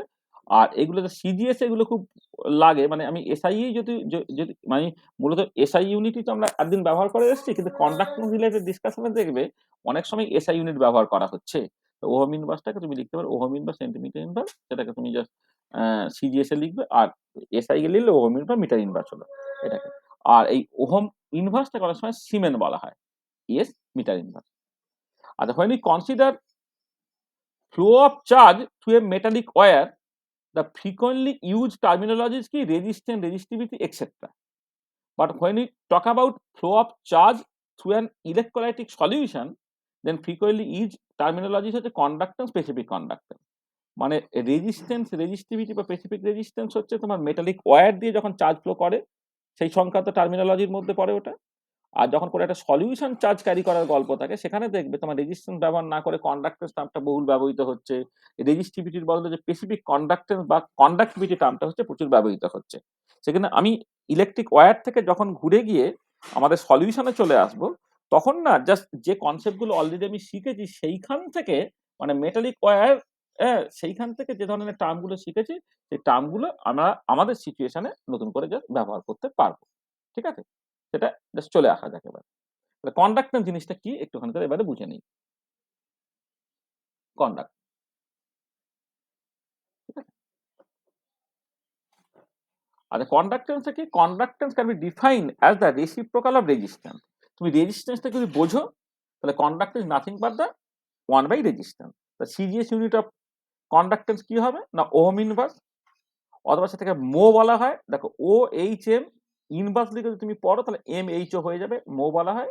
এটাকে এই সিম্বলে লেখা হয়। আর এসআই ইউনিট অফ কন্ডাক্টেন্স সেটা হচ্ছে সিমেন, সেটাকে ক্যাপিটাল এস দিয়ে এক্সপ্রেস করা হচ্ছে। আচ্ছা, এখানে একটা কিন্তু এটা ডেফিনেশন হলো। আচ্ছা, কন্ডাক্টেন্স কিন্তু একটা extensive property. Conductance is extensive property, মানে অ্যাডিটিভলি সেপারেবল। যদি এমন হয় যে কোনো একটা পার্টিকুলার সলিউশন কনসিডার করছো, যে সলিউশনে অনেকগুলো চার্জ ক্যারিং পিসিস আছে, তাদের কন্ডাক্টেন্স গুলো ধরো যদি এমন হয় তোমার এই λ1, λ2, λ3 ইত্যাদি ইত্যাদি যদি তোমার হয়, তাহলে টোটাল কন্ডাক্টেন্সটা হয়ে যাচ্ছে তোমার ওই summation over i lambda i, অর্থাৎ λ1 plus λ2 plus λ3 plus dot dot dot. ঠিক আছে? আচ্ছা, এবারে খুব স্বাভাবিক ব্যাপার, higher the conductance higher is the ability of the solution to flow electrical charges. মানে রেজিস্ট্যান্স কম হলে কন্ডাক্টেন্স বেশি হবে। তো রেজিস্ট্যান্স কম হলে কন্ডাক্টেন্স বেশি হবে, কারণ কন্ডাক্টেন্স রেজিস্ট্যান্স ইনভার্সলি রিলেটেড। আর রেজিস্ট্যান্স বেশি মানে কি? চার্জটা বেসিক্যালি ফ্লো করছে না, চার্জ ফ্লো হতে বাধা পাচ্ছে কেটা, সেইটা। ঠিক আছে? চার্জ ফ্লো হতে কেটে বাধা পাচ্ছে সেইটা। আর কন্ডাক্টেন্স হচ্ছে চার্জ ফ্লো করার যে এবিলিটিটা, সেটা বেসিক্যালি তোমার, হ্যাঁ, চার্জ ফ্লো করার যে এবিলিটিটা, সেটাই হচ্ছে তোমার কন্ডাক্টেন্স। সেই জন্য higher the conductance higher is the ability of the solution to flow electrical charge. তা কন্ডাক্টর সংক্রান্ত কতগুলো কথা বললাম, আমি তার ডেফিনেশনটাকে বললাম, তার সিজিএস এবং এসআই ইউনিট বললাম, কন্ডাক্টর এক্সটেন্সিভ প্রপার্টি সেটা বললাম, আর কন্ডাক্টর ফিজিক্যালি কি মানে করে সেটাকে আমরা এক্সপ্রেস করলাম। আর এবারে চলে আসছে স্পেসিফিক কন্ডাক্টরস আর কন্ডাক্টিভিটি। একটু দাঁড়াও তো।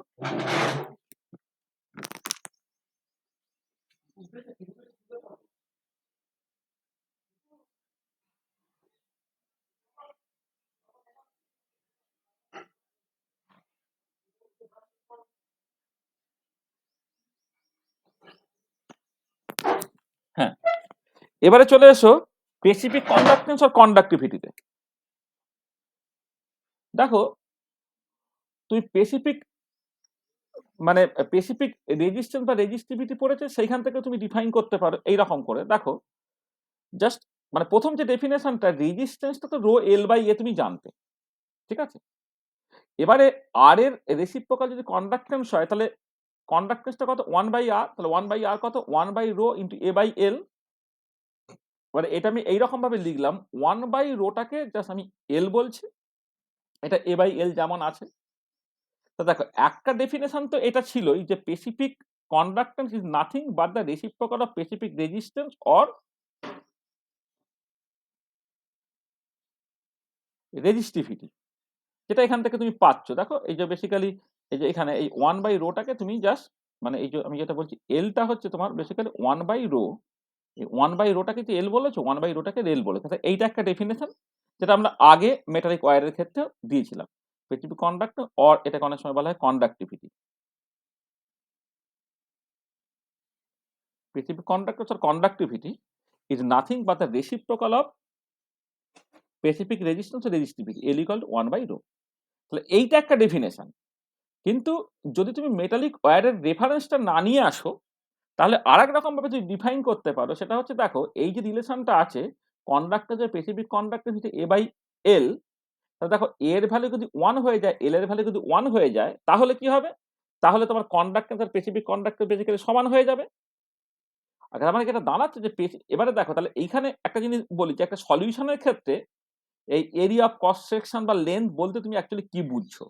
মেটালিক ওয়্যারের ক্ষেত্রে লেন্থ এর মানে আমার কাছে পরিষ্কার, এরিয়া অফ ক্রস সেকশন এর মানে আমার কাছে পরিষ্কার। কারণ একটা ইলেক্ট্রোলাইটিক সলিউশনের ক্ষেত্রে লেন্থ বা এরিয়ার বলতে আমি কি বুঝছি?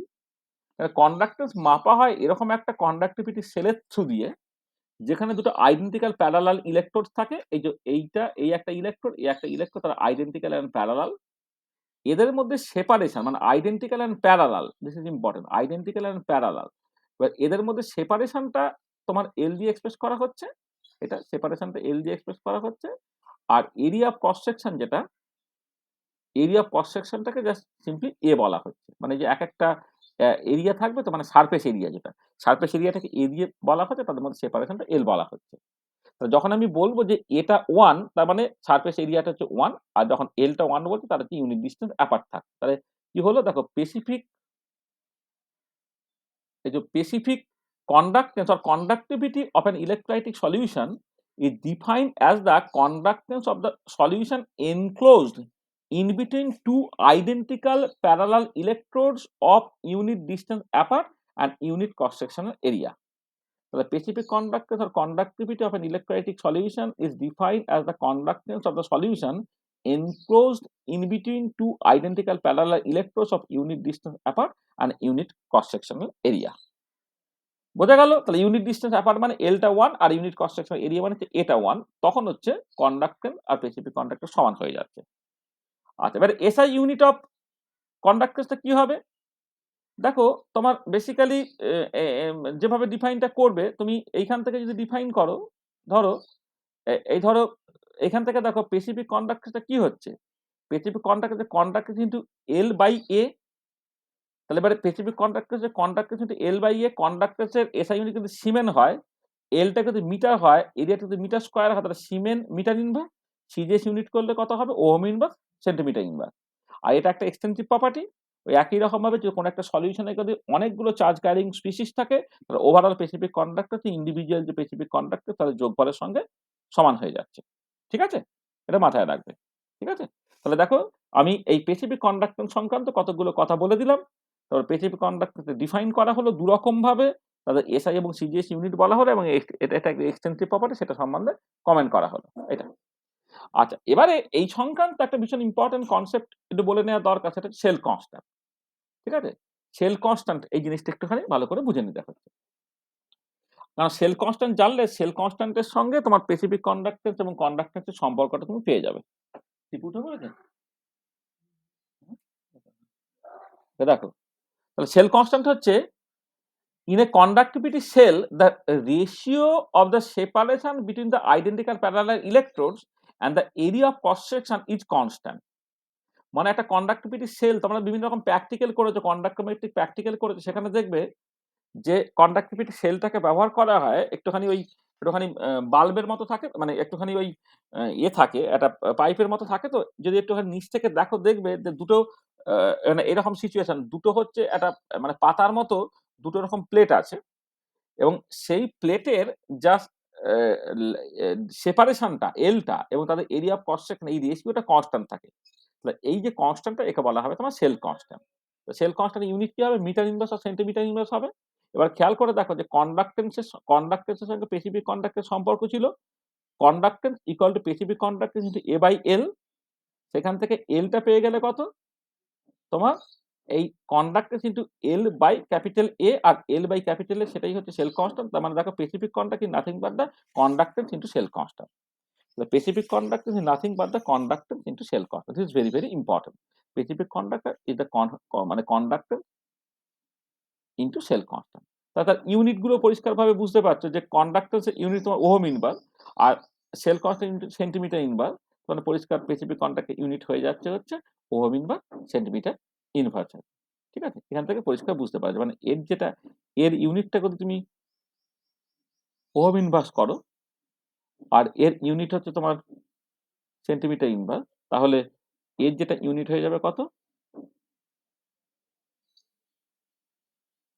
ওহম ইনভার্স সেন্টিমিটার ইনভার্স, এটা হচ্ছে তার ইউনিট। ঠিক আছে, এটার ইউনিট হচ্ছে। আচ্ছা, এবারে এইখানে একটা জিনিস একটুখানি আমি করি, এক মিনিট, এক second.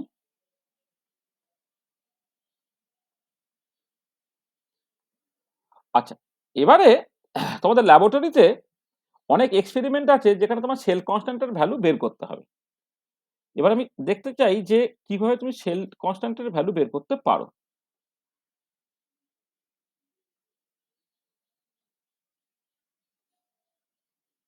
Determination of cell constant, determination of cell constant, cell কনস্ট্যান্টের ভ্যালু তুমি কেমন করে বের করতে পারো। আচ্ছা, তোমাকে যেটা করতে হয় প্রথমে, প্রিপেয়ার 100 ml exact 0.1 normal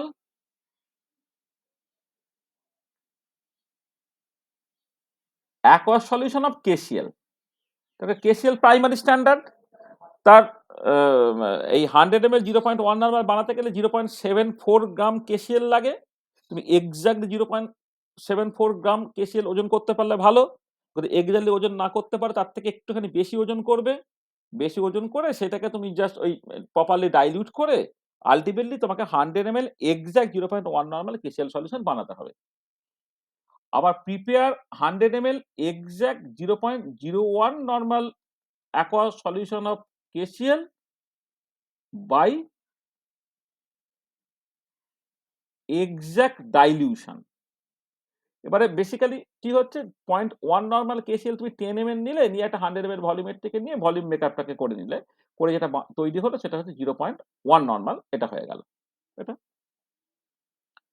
আচ্ছা, এবারে তুমি যেটা করবে সেটা হচ্ছে যে এই এদের না এই স্পেসিফিক কন্ডাক্টেন্সের লিটারেচার ভ্যালু তোমার জানা আছে, তার মানে specific conductance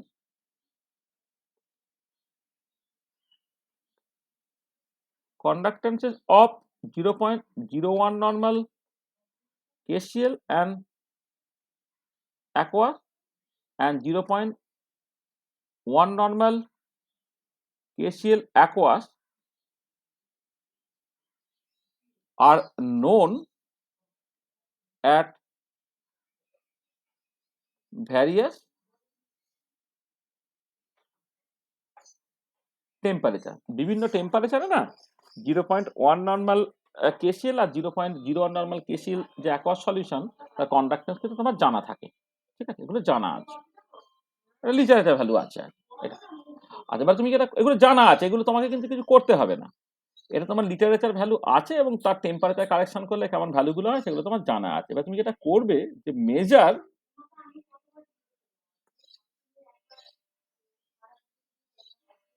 the conductance of 0.1 normal KCl solution and 0.1 normal measure the conductance of 0.01 normal KCl solution, এইটা। এবারে এই কন্ডাক্টেন্স তোমাকে মাপতে হবে, কন্ডাক্টিভিটি সেল আছে, হ্যাঁ, সেখান থেকে তোমাকে কন্ডাক্টিভিটি মিটার দিয়ে তোমার এটাকে মেপে নিতে হচ্ছে। এবারে দেখো তুমি কি হলে, মানে এদিকে হচ্ছে তোমার কনসেন্ট্রেশন,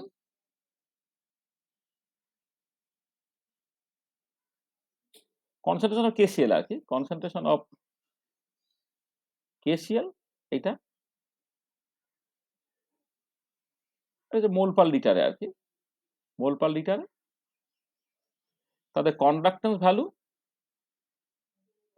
কন্ডাক্টেন্স তার হচ্ছে তোমার ধরো কন্ডাক্টেন্স ভ্যালুটা হচ্ছে তুমি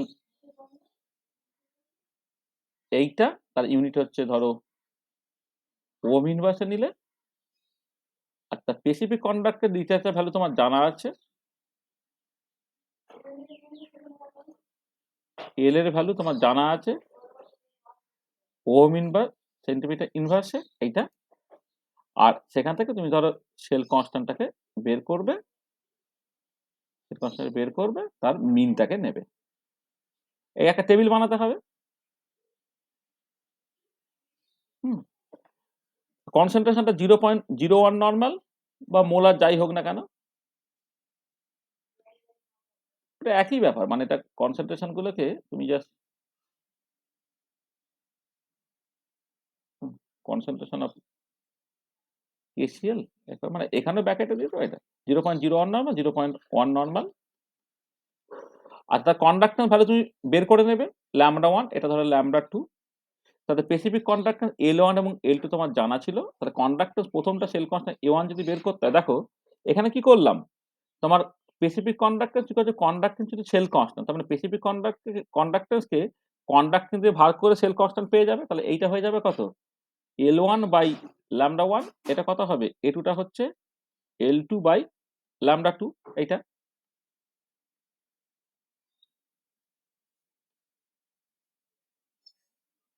এইটা, তাহলে সেখান থেকে এটা পেয়ে যাবে কত না, A1 প্লাস A2 বাই 2।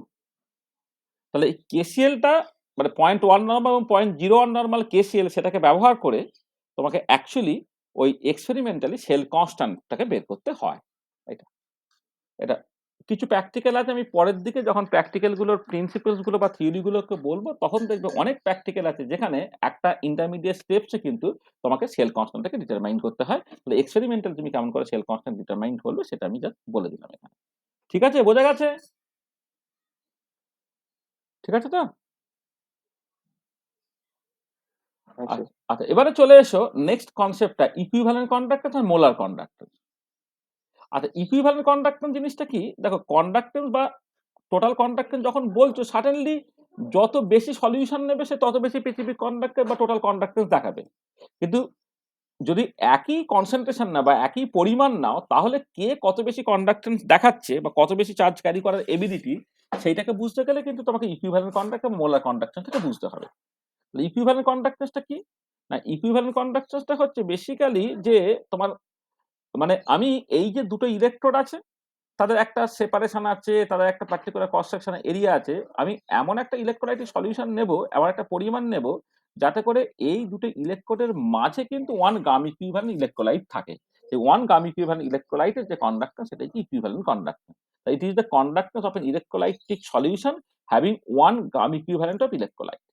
তাহলে it is the conductance of an electrolytic solution having one gram equivalent of electrolyte. ধরো আমি বললাম কি যে, ধরো কনসেন্ট্রেশন অফ ইলেকট্রোলাইটিক সলিউশন হচ্ছে C gram equivalent per litre, মানে কনসেন্ট্রেশনটা, মানে যে ইলেকট্রোলাইটিক সলিউশনটা নিয়ে তার concentration C gram equivalent per litre. আচ্ছা, এর মানে হচ্ছে কি না, 1 লিটার 1000 সেন্টিমিটার কিউবে সি গ্রাম ইকুইভ্যালেন্ট থাকে। এবার আমি চাইছি যে এমন একটা ভলিউম জাস্ট চাইছি, যাতে করে এর ভেতরে এমন একটা ভলিউম চাইছি যেখানে হচ্ছে তোমার 1 গ্রাম ইকুইভ্যালেন্ট ইলেকট্রোলাইট থাকবে। সেটা করে কি করা হচ্ছে, if we demand that the separation is, এই দুটো ইলেকট্রোডের মধ্যে separation, if we demand that the separation between the two electrodes are if we demand that the separation of the electrodes is 1 centimeter, then the area of cross section of the identical parallel electrodes will be such that it can contain the electrolytic solution having 1 gram equivalent of electrolyte. এটা আর এবারে দেখো যে volume of the electrolytic solution containing 1 gram equivalent electrolyte কত হবে, 1000 by C centimetre cube. কারণটা কি, কারণ কনসেন্ট্রেশনটা যেহেতু বলা হয়েছে C gram equivalent per litre, litre মানে হচ্ছে 1000 সেন্টিমিটার কিউব, তার মানে 1000 সেন্টিমিটার কিউবে সি গ্রাম ইকুইভ্যালেন্ট আছে। তাহলে 1 গ্রাম ইকুইভ্যালেন্ট কতটার মধ্যে থাকবে, 1000 বাই সি সেন্টিমিটার কিউবের মধ্যে থাকবে। তার মানে দেখো এই এরিয়া অফ ক্রস সেকশনটা এটা হয়ে যেতে হবে 1000 বাই সি সেন্টিমিটার স্কয়ার হয়ে যেতে হবে। মানে তুমি যদি লেন্থটাকে 1 ধরে নাও, এরিয়াটাকে যদি 1000 বাই সি সেন্টিমিটার স্কয়ার নাও, তবে এর মধ্যে যে ভলিউমটা হলো, সেই ভলিউমের মধ্যে তোমার 1 গ্রাম ইকুইভ্যালেন্ট ইলেকট্রোলাইট থাকবে। তাহলে এবারে এই যে কন্ডাক্টেন্স, যেহেতু তোমার স্পেসিফিক কন্ডাক্টেন্স ইনটু মানে এটা হচ্ছে conductance, specific conductance A by L, তুমি মনে মনে নিউমেরিক্যালি ভাবো যে এই লেন্থটা বা separation between the two electron যদি 1 নেবে তুমি মনে করো, তো এরিয়াটা ধরতে হবে কত? 1000/c ধরতে হবে। ঠিক আছে? তো সেখান থেকে তখন যে কন্ডাক্টেন্সটা সেটাই হচ্ছে ইকুইভ্যালেন্ট কন্ডাক্টেন্স হয়ে যাবে। তাহলে এখান থেকে দেখো ইকুইভ্যালেন্ট কন্ডাক্টেন্সটা হয়ে গেল কত? 1000L/c। তাহলে ইকুইভ্যালেন্ট কন্ডাক্টেন্সটা হয়ে যাচ্ছে দেখো তোমার 1000L/c। তাহলে ল্যামডা ইকুয়াল টু তোমার 1000L/c। This is the relation between lambda and L. ঠিক আছে? This is the relation between lambda and L. ঠিক আছে? বোঝা গেল যে ইকুইভ্যালেন্ট কন্ডাক্টেন্সের সাথে স্পেসিফিক কন্ডাক্টেন্সের সম্পর্ক। Lambda equal to 1000L/c। হয়েছে? বোঝা গেছে ইকুইভ্যালেন্ট কন্ডাক্টেন্সটা কি? হ্যাঁ স্যার। আচ্ছা, একটা জিনিস দেখো যে যদি তোমাকে কখনো ইকুইভ্যালেন্ট কন্ডাক্টেন্স মাপতে হয়, তুমি যে যন্ত্রে মাপছো না সেই যন্ত্র কিন্তু ইকুইভ্যালেন্ট কন্ডাক্টেন্স দেয় না। সেই যন্ত্র কিন্তু তোমাকে সরাসরি কিন্তু কন্ডাক্টেন্স দেয়। ঠিক আছে? এবার যন্ত্র তোমাকে কিন্তু কন্ডাক্টেন্স দেয়। তাহলে এবারে সেখান থেকে ইকুইভ্যালেন্ট কন্ডাক্টেন্স বের করতে হলে তোমাকে কি করতে হবে? না এই সেল কনস্ট্যান্ট কেমন করে বের করতে হয় তুমি করে দিয়েছো। তাহলে এই কন্ডাক্টেন্সের ভ্যালু থেকে তোমাকে স্পেসিফিক কন্ডাক্টেন্স প্রথমে বের করে নিতে হবে। স্পেসিফিক কন্ডাক্টেন্স কিন্তু সেল কনস্ট্যান্ট হয়ে গেল। আর এবারে ইকুইভ্যালেন্ট কন্ডাক্টেন্সটা তুমি তারপরে কি করবে না স্পেসিফিক কন্ডাক্টেন্স ভ্যালু থেকে বের করে ফেলতে পারবে যদি ইলেক্ট্রোলাইটিক সলিউশনের কনসেন্ট্রেশনটা জানা থাকে।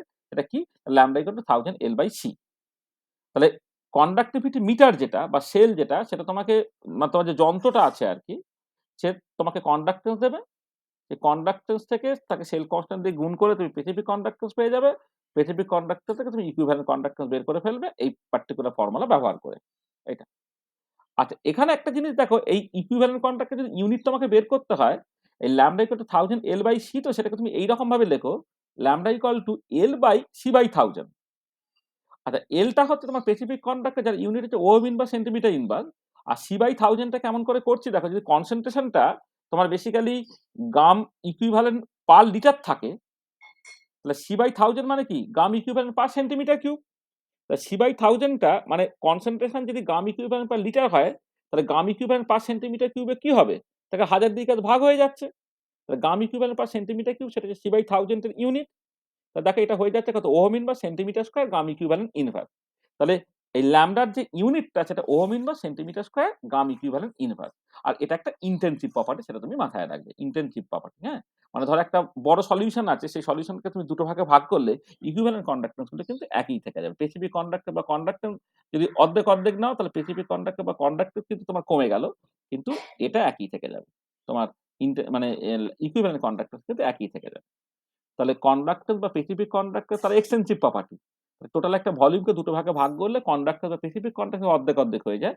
কিন্তু ইকুইভ্যালেন্ট কন্ডাক্টর যা ছিল এক্সাক্টলি তাই থাকে। সেইজন্য ইকুইভ্যালেন্ট কন্ডাক্টর একটা ইনটেনসিভ প্রপার্টি। তাহলে ইট ইস এ ভেরি ইম্পোর্টেন্ট কনসেপ্ট। তাহলে ইকুইভ্যালেন্ট কন্ডাক্টর তোমরা কাকে বলছি? ইকুইভ্যালেন্ট কন্ডাক্টর সাথে স্পেসিফিক কন্ডাক্টরের যে সম্পর্কটা এই পার্টিকুলার সম্পর্কটা হচ্ছে ভীষণ ইম্পোর্টেন্ট আরকি। এই পার্টিকুলার যে রিলেশনটা এই রিলেশনটা খুব ইম্পোর্টেন্ট। আর এবারে তোমার এক্সপেরিমেন্টালি তুমি যদি ইকুইভ্যালেন্ট কন্ডাক্টর বের করতে চাও কেমন করে বের করবে? তোমার যন্ত্র কন্ডাক্টর দেয়, কন্ডাক্টর থেকে স্পেসিফিক কন্ডাক্টর পেয়ে যেতে হবে সেল কনস্ট্যান্ট দিয়ে গুণ করে। তারপরে ইকুইভ্যালেন্ট কন্ডাক্টর এই ফর্মুলা ইউজ করে করতে হবে 1000L/c এটা। আর তার ইউনিট সম্বন্ধে জাস্ট এখানে দেখে নিলে ohm inverse centimetre square gram equivalent inverse এবং সেটা তোমার ইনটেনসিভ প্রপার্টি। আচ্ছা। আচ্ছা, মোলার কন্ডাক্টরসটা এক্সাক্টলি একই রকমের ব্যাপার। শুধু আগেরটা কি ছিল? না conductors of an electrolytic solution having 1 gram equivalent electrolyte এখানে হয়ে যাবে 1 mole of electrolyte। তাহলে কি হচ্ছে? না মোলার কন্ডাক্টরস এর ডেফিনিশনটা দেখো একদম ইকুইভ্যালেন্ট কন্ডাক্টরস এর মতো। হ্যাঁ, it is the conductor of an electrolytic solution containing 1 mole of electrolyte. তাহলে যদি ওই একই রকম ভাবে তুমি দেখাতে পারবে যদি সিটা হচ্ছে concentration of the electrolyte in the unit of mole per litre হয়, তাহলে মোলার কন্ডাক্টরের সঙ্গে স্পেসিফিক কন্ডাক্টরের সম্পর্ক হচ্ছে এইটা মিউ ইকুয়াল টু 1000L/c যেখানে মিউ একটা ইনটেনসিভ প্রপার্টি সার্টেনলি। ঠিক আছে? এটা। আর তার মানে ইউনিটটা যদি তুমি বলে দাও, ধরো ইউনিট অফ মিউ হচ্ছে ohm inverse centimetre square ohm inverse centimetre square আর মোল ইনভার্স। যেটা গ্রাম ইকুইভ্যালেন্ট ইনভার্স ছিল সেটা হয়ে যাবে তোমার মোল ইনভার্স। আর এবার ল্যামডা এবং মিউ সম্পর্কটা কি? দেখো যে যদি তোমার মানে কোন একটা ইলেকট্রোলাইট আছে যে ইলেকট্রোলাইট ডিসোসিয়েট করে নিউ প্লাসটা ক্যাটায়ন এবং ক্যাটায়নের চার্জ জেড প্লাস হলো, আর নিউ মাইনাসটা অ্যানায়ন যার চার্জ হচ্ছে জেড মাইনাস হলো, তাহলে 1 মোল মানে nu plus Z plus or nu minus Z minus gram equivalent. এটা তুমি জানো, তাহলে সালফিউরিক অ্যাসিড 2H প্লাস দেয় বা SO4 মাইনাস দেয়, তাহলে নিউ প্লাসটা হচ্ছে 2, জেড প্লাসটা হচ্ছে 1, নিউ মাইনাসটা হচ্ছে 1, জেড মাইনাসটা হচ্ছে তোমার 2, তাহলে নিউ প্লাস জেড প্লাস বা নিউ মাইনাস জেড মাইনাস যদি তুমি করো তাহলে উত্তরটা বেসিক্যালি 2 বেরোবে। ঠিক আছে? এইটা। তাহলে পরিষ্কার সালফিউরিক অ্যাসিডের ক্ষেত্রে 1 মোল সালফিউরিক অ্যাসিড মানে কত? 2 গ্রাম ইকুইভ্যালেন্ট সালফিউরিক অ্যাসিড। তাহলে এবারে দেখো, তাহলে এ কোন একটা মানে ইলেকট্রোডের মধ্যে 1 মোল থাকা মানে কত তাহলে হয়ে গেল? এই নিউ প্লাস জেড প্লাস বা নিউ মাইনাস জেড মাইনাস গ্রাম ইকুইভ্যালেন্ট থাকা। তার মানে মিউটা হয়ে যাবে new plus Z plus lambda or nu minus Z minus lambda, অর্থাৎ ল্যামডাটা সঙ্গে মিউ সম্পর্কটা কত হয়ে গেল? ল্যামডা হয়ে গেছে mu by nu plus Z plus অথবা mu by nu minus Z minus. তার মানে এই মোলার কন্ডাক্টেন্স এবং ইকুইভ্যালেন্ট কন্ডাক্টেন্স তারা একই রকম ভাবে চলে। অনেক ক্ষেত্রেই যেমন 1:1 ইলেক্ট্রোলাইটের ক্ষেত্রে equivalent conductor molar conductance exactly একই। এবার 1:1 ইলেক্ট্রোলাইট যদি না হয় তাহলে তার মতো করে নিউ প্লাস জেড প্লাস বা নিউ মাইনাস জেড মাইনাস এইটা দিয়ে কিন্তু তোমাকে প্রপারলি ভাগটাকে করে দিতে হবে। হ্যাঁ, যদি ইকুইভ্যালেন্ট কন্ডাক্টরটা পেতে হয় ফ্রম দা মোলার কন্ডাক্টর। এইটা ঠিক আছে?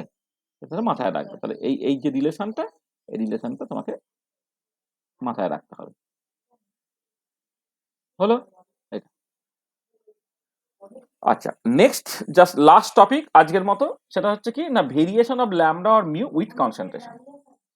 কনসেন্ট্রেশনের সঙ্গে ল্যামডা বা মিউ কেমন করে ভ্যারি করে। দেখো স্ট্রং ইলেকট্রোলাইটের ক্ষেত্রে আমি হয়তো ল্যামডা দিয়ে বলছি, মিউ দিয়ে এক্স্যাক্টলি একই হবে, বা মিউ দিয়ে বলছি ল্যামডা দিয়ে সিচুয়েশনটা এক্স্যাক্টলি একই হবে। প্রথম এক কথায় যেটা অ্যান্সার সেটা হচ্ছে with increase in concentration lambda or mu decreases, বা with increase in dilution lambda or mu increase করবে। আচ্ছা কেমন করে? দেখো স্ট্রং ইলেকট্রোলাইটের ক্ষেত্রে মিউ ভার্সেস রুট সি তার ভেরিয়েশনটা এরকম দেখতে, একটা স্ট্রেট লাইন। ঠিক আছে? আর হয় উইক ইলেকট্রোলাইটের ক্ষেত্রে একটা স্ট্রেট লাইন নাই, এরকম একটা কার্ভেচার থাকে। আর এবার এই পার্টিকুলার কেসে যখন সিটা তোমার টেন্স টু জিরো হয়ে যাবে, অর্থাৎ ইনফাইনাইটলি ডাইলিউট হয়ে যাবে বা কনসেন্ট্রেশন টেন্স টু জিরো হয়ে যাবে, তখন কি হয়ে যাবে? মিউটা দেখো তোমার মিউটা হচ্ছে মিউ জিরো হয়ে যাচ্ছে। মিউ জিরো হচ্ছে মোলার কন্ডাক্টর তার ইনফাইনাইট ডাইলিউশন। মিউ জিরোটা হচ্ছে তোমার বেসিক্যালি মোলার কন্ডাক্টর তার ইনফাইনাইট ডাইলিউশন। ঠিক আছে? এটা মানে যখন কনসেন্ট্রেশনটা টেন্স টু জিরো তখন যে কন্ডাক্টেন্সটা সেটাই হচ্ছে তোমার মানে ইনফাইনাইট ডাইলিউশন, মোলার কন্ডাক্ট আর ইনফাইনাইট ডাইলিউশন। এটাই ল্যামডা দিয়ে করলে ইকুইভ্যালেন্ট কন্ডাক্ট আর ইনফাইনাইট ডাইলিউশন হতো। আর এবারে মিউ ভার্সেস রুট সি এই ভেরিয়েশনটা তুমি জাস্ট এরকম একটা স্ট্রেট লাইন দিয়ে লিখতে পারবে, mu equal to mu zero minus K into root C. This is the Kohlrausch equation. এখানে কেটাকে বলা হবে কোলরাচ কনস্ট্যান্ট। আর হোয়ারাজ উইক ইলেকট্রোলাইটের ক্ষেত্রে যদি তুমি দেখো তাহলে দেখো তোমার মানে আচ্ছা একটা জিনিস বলি যে এই পার্টিকুলার ক্ষেত্রে ইকুইভ্যালেন্ট কন্ডাক্ট আছে ইনফাইনাইট ডাইলিউশন পেতে গেলে তুমি কি করতে পারো? Just mu versus root C প্লটটাকে এক্সট্রাপোলেট করেই কিন্তু ইকুইভ্যালেন্ট কন্ডাক্ট আর ইনফাইনাইট ডাইলিউশন পেয়ে যেতে পারো। মানে স্ট্রং ইলেকট্রোলাইটের ক্ষেত্রে মিউ জিরোটা তুমি পেয়ে যাবে কি করে? ল্যামডা ভার্সেস রুট সি প্লটকে তুমি জাস্ট এক্সট্রাপোলেট করে পেয়ে যেতে পারো, কিন্তু এই পার্টিকুলার ক্ষেত্রে সেটা তুমি পাচ্ছ না। তো you cannot find mu zero মানে মোলার কন্ডাক্ট আর infinite dilution by extrapolating mu versus তোমার root C plot. Mu versus root C plot কিন্তু এক্ষেত্রে এক্সট্রাপোলেশন করে কিন্তু পাওয়া যাবে। মানে ফর স্ট্রং ইলেকট্রোলাইট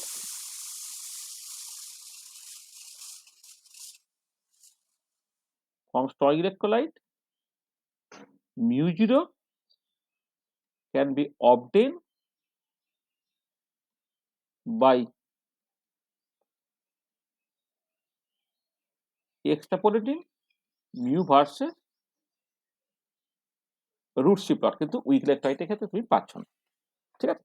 আচ্ছা এবারে এই যে কেন উইথ ডাইলিউশন তোমার স্ট্রং ইলেকট্রোলাইট বা উইক ইলেকট্রোলাইটের ক্ষেত্রে ইকুইভ্যালেন্ট কন্ডাক্টর বা মোলার কন্ডাক্টরটা বাড়ে সেটা তোমার বুঝতে হবে। প্রথমে স্ট্রং ইলেকট্রোলাইটের ক্ষেত্রে আমি দেখি। আচ্ছা, স্ট্রং ইলেকট্রোলাইট হচ্ছে যে কোনো কনসেন্ট্রেশনে ফুললি ডিসোসিয়েট করে যায়, তাহলে স্ট্রং ইলেকট্রোলাইট আর ডিসোসিয়েটেড কমপ্লিটলি। সেখানে 1 গ্রাম equivalent of strong electrolyte 1 Faraday যে চার্জ দেবে সেটা তোমার সবসময় ফিক্স থাকছে। ঠিক আছে? তাহলে স্ট্রং ইলেকট্রোলাইটের ক্ষেত্রে যেটা কমপ্লিটলি দেখো এমনি কন্ডাক্টর কার উপরে নির্ভর করতে পারে? কন্ডাক্টর নির্ভর করতে পারে বেসিক্যালি দুটো জিনিসের উপরে। একটা হচ্ছে কতখানি চার্জ আছে আর সে কোন ভেলোসিটিতে মুভ করছে। স্ট্রং ইলেকট্রোলাইটের ক্ষেত্রে 1 গ্রাম ইকুইভ্যালেন্ট ইলেকট্রোলাইট থেকে তুমি সবসময় ইকুয়াল পরিমাণ চার্জ পেয়ে যাচ্ছ। তার মানে এক্ষেত্রে একটা ইম্পর্টেন্ট ফ্যাক্টর হবে সেটা হচ্ছে আয়নিক মোবিলিটি।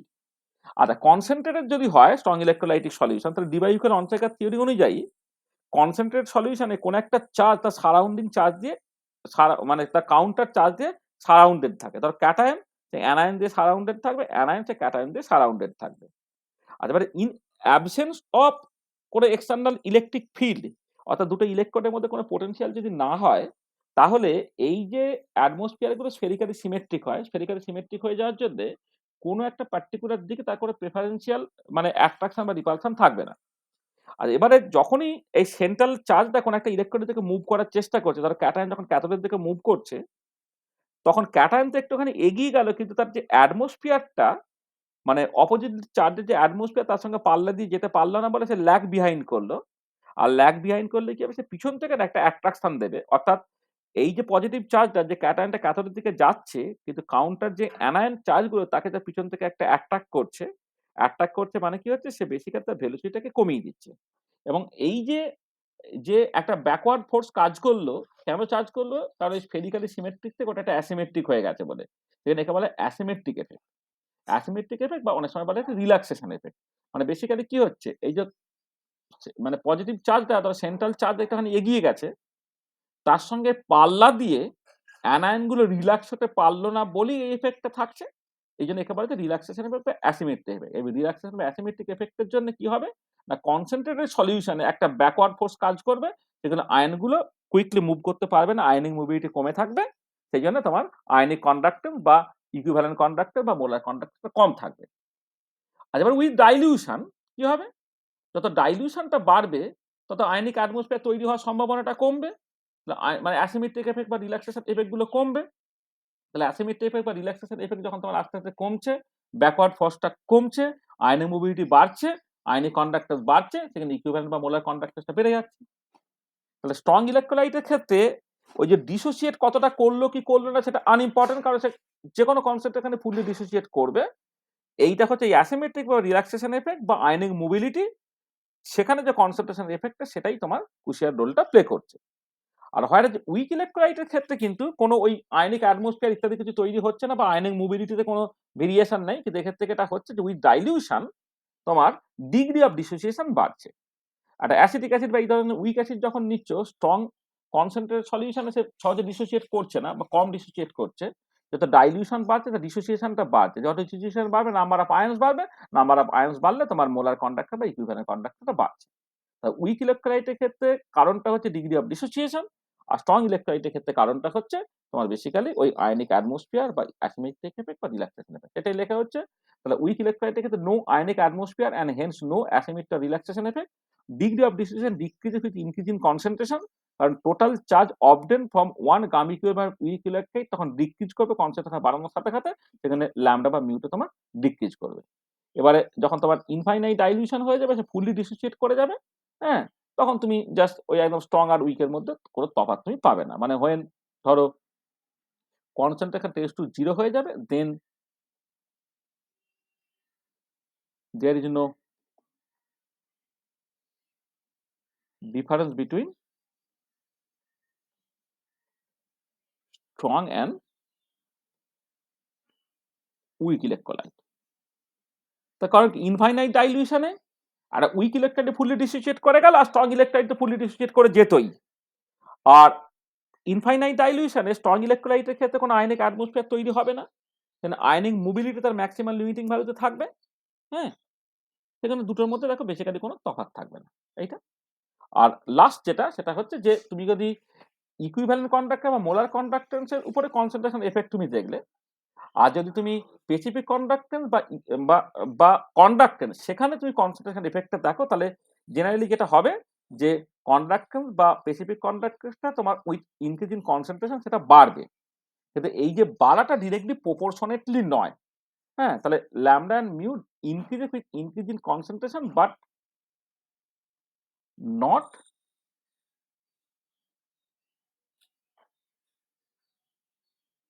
প্রপোর্শনেটলি।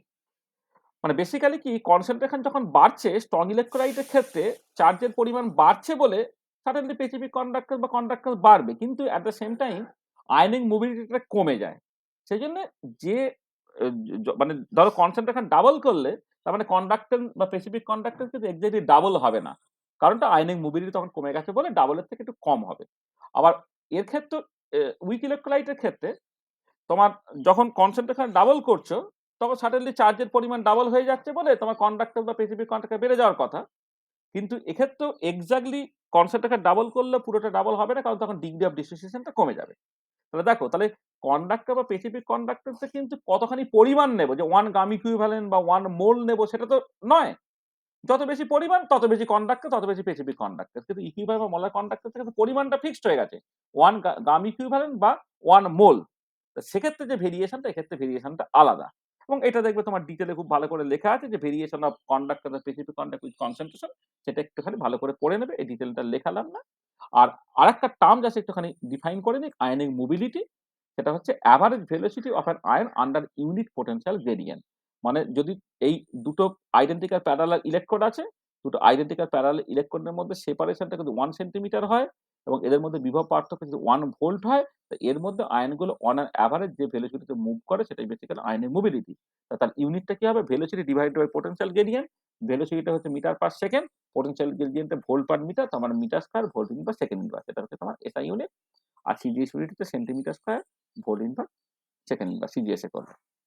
ঠিক আছে? তাহলে এই হচ্ছে আমাদের যে বেসিক যে টার্মিনোলজিস গুলো, সেগুলো আজকের মতো আমরা এখানে ইন্ট্রোডিউস করলাম। তাহলে নেক্সট ক্লাসে আমাদের যেটা হবে, এই Kohlrausch law of independent migration of ions থেকে শুরু হবে। তাহলে আমাদের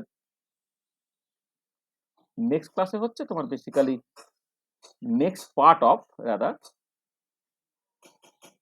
নেক্সট পার্ট অফ কন্ডাক্টর। এটা আমরা নেক্সট ক্লাসে আলোচনা করব। সেখানে তোমার ওই অনেক কিছু থাকবে আর কি। তোমার Kohlrausch law of independent migration of ions এটাকে আলোচনা করতে হবে। ট্রান্সপোর্ট নাম্বার বলতে কি বোঝায় সেটাকে বুঝতে হবে। আয়নিক কন্ডাক্টর বুঝতে হবে। আয়নিক কন্ডাক্টরের সঙ্গে তোমার যেটা আয়নিক মোবিলিটির কানেকশন বুঝতে হবে, ইত্যাদি ইত্যাদি আর কি। অনেক ইম্পর্টেন্ট জিনিস আছে আর কি। এইটা। তাহলে আমরা এই পর্যন্ত আজকে রাখলাম। End of lecture 1। ঠিক আছে? হচ্ছে শেষটা একটু তাড়াতাড়ি করে বললাম, একটা পার্টিকুলার জায়গা পর্যন্ত কভার করবো বলে। হুম, দেখো কোনো বুঝতে অসুবিধা হয়নি তো? ঠিক আছে তো?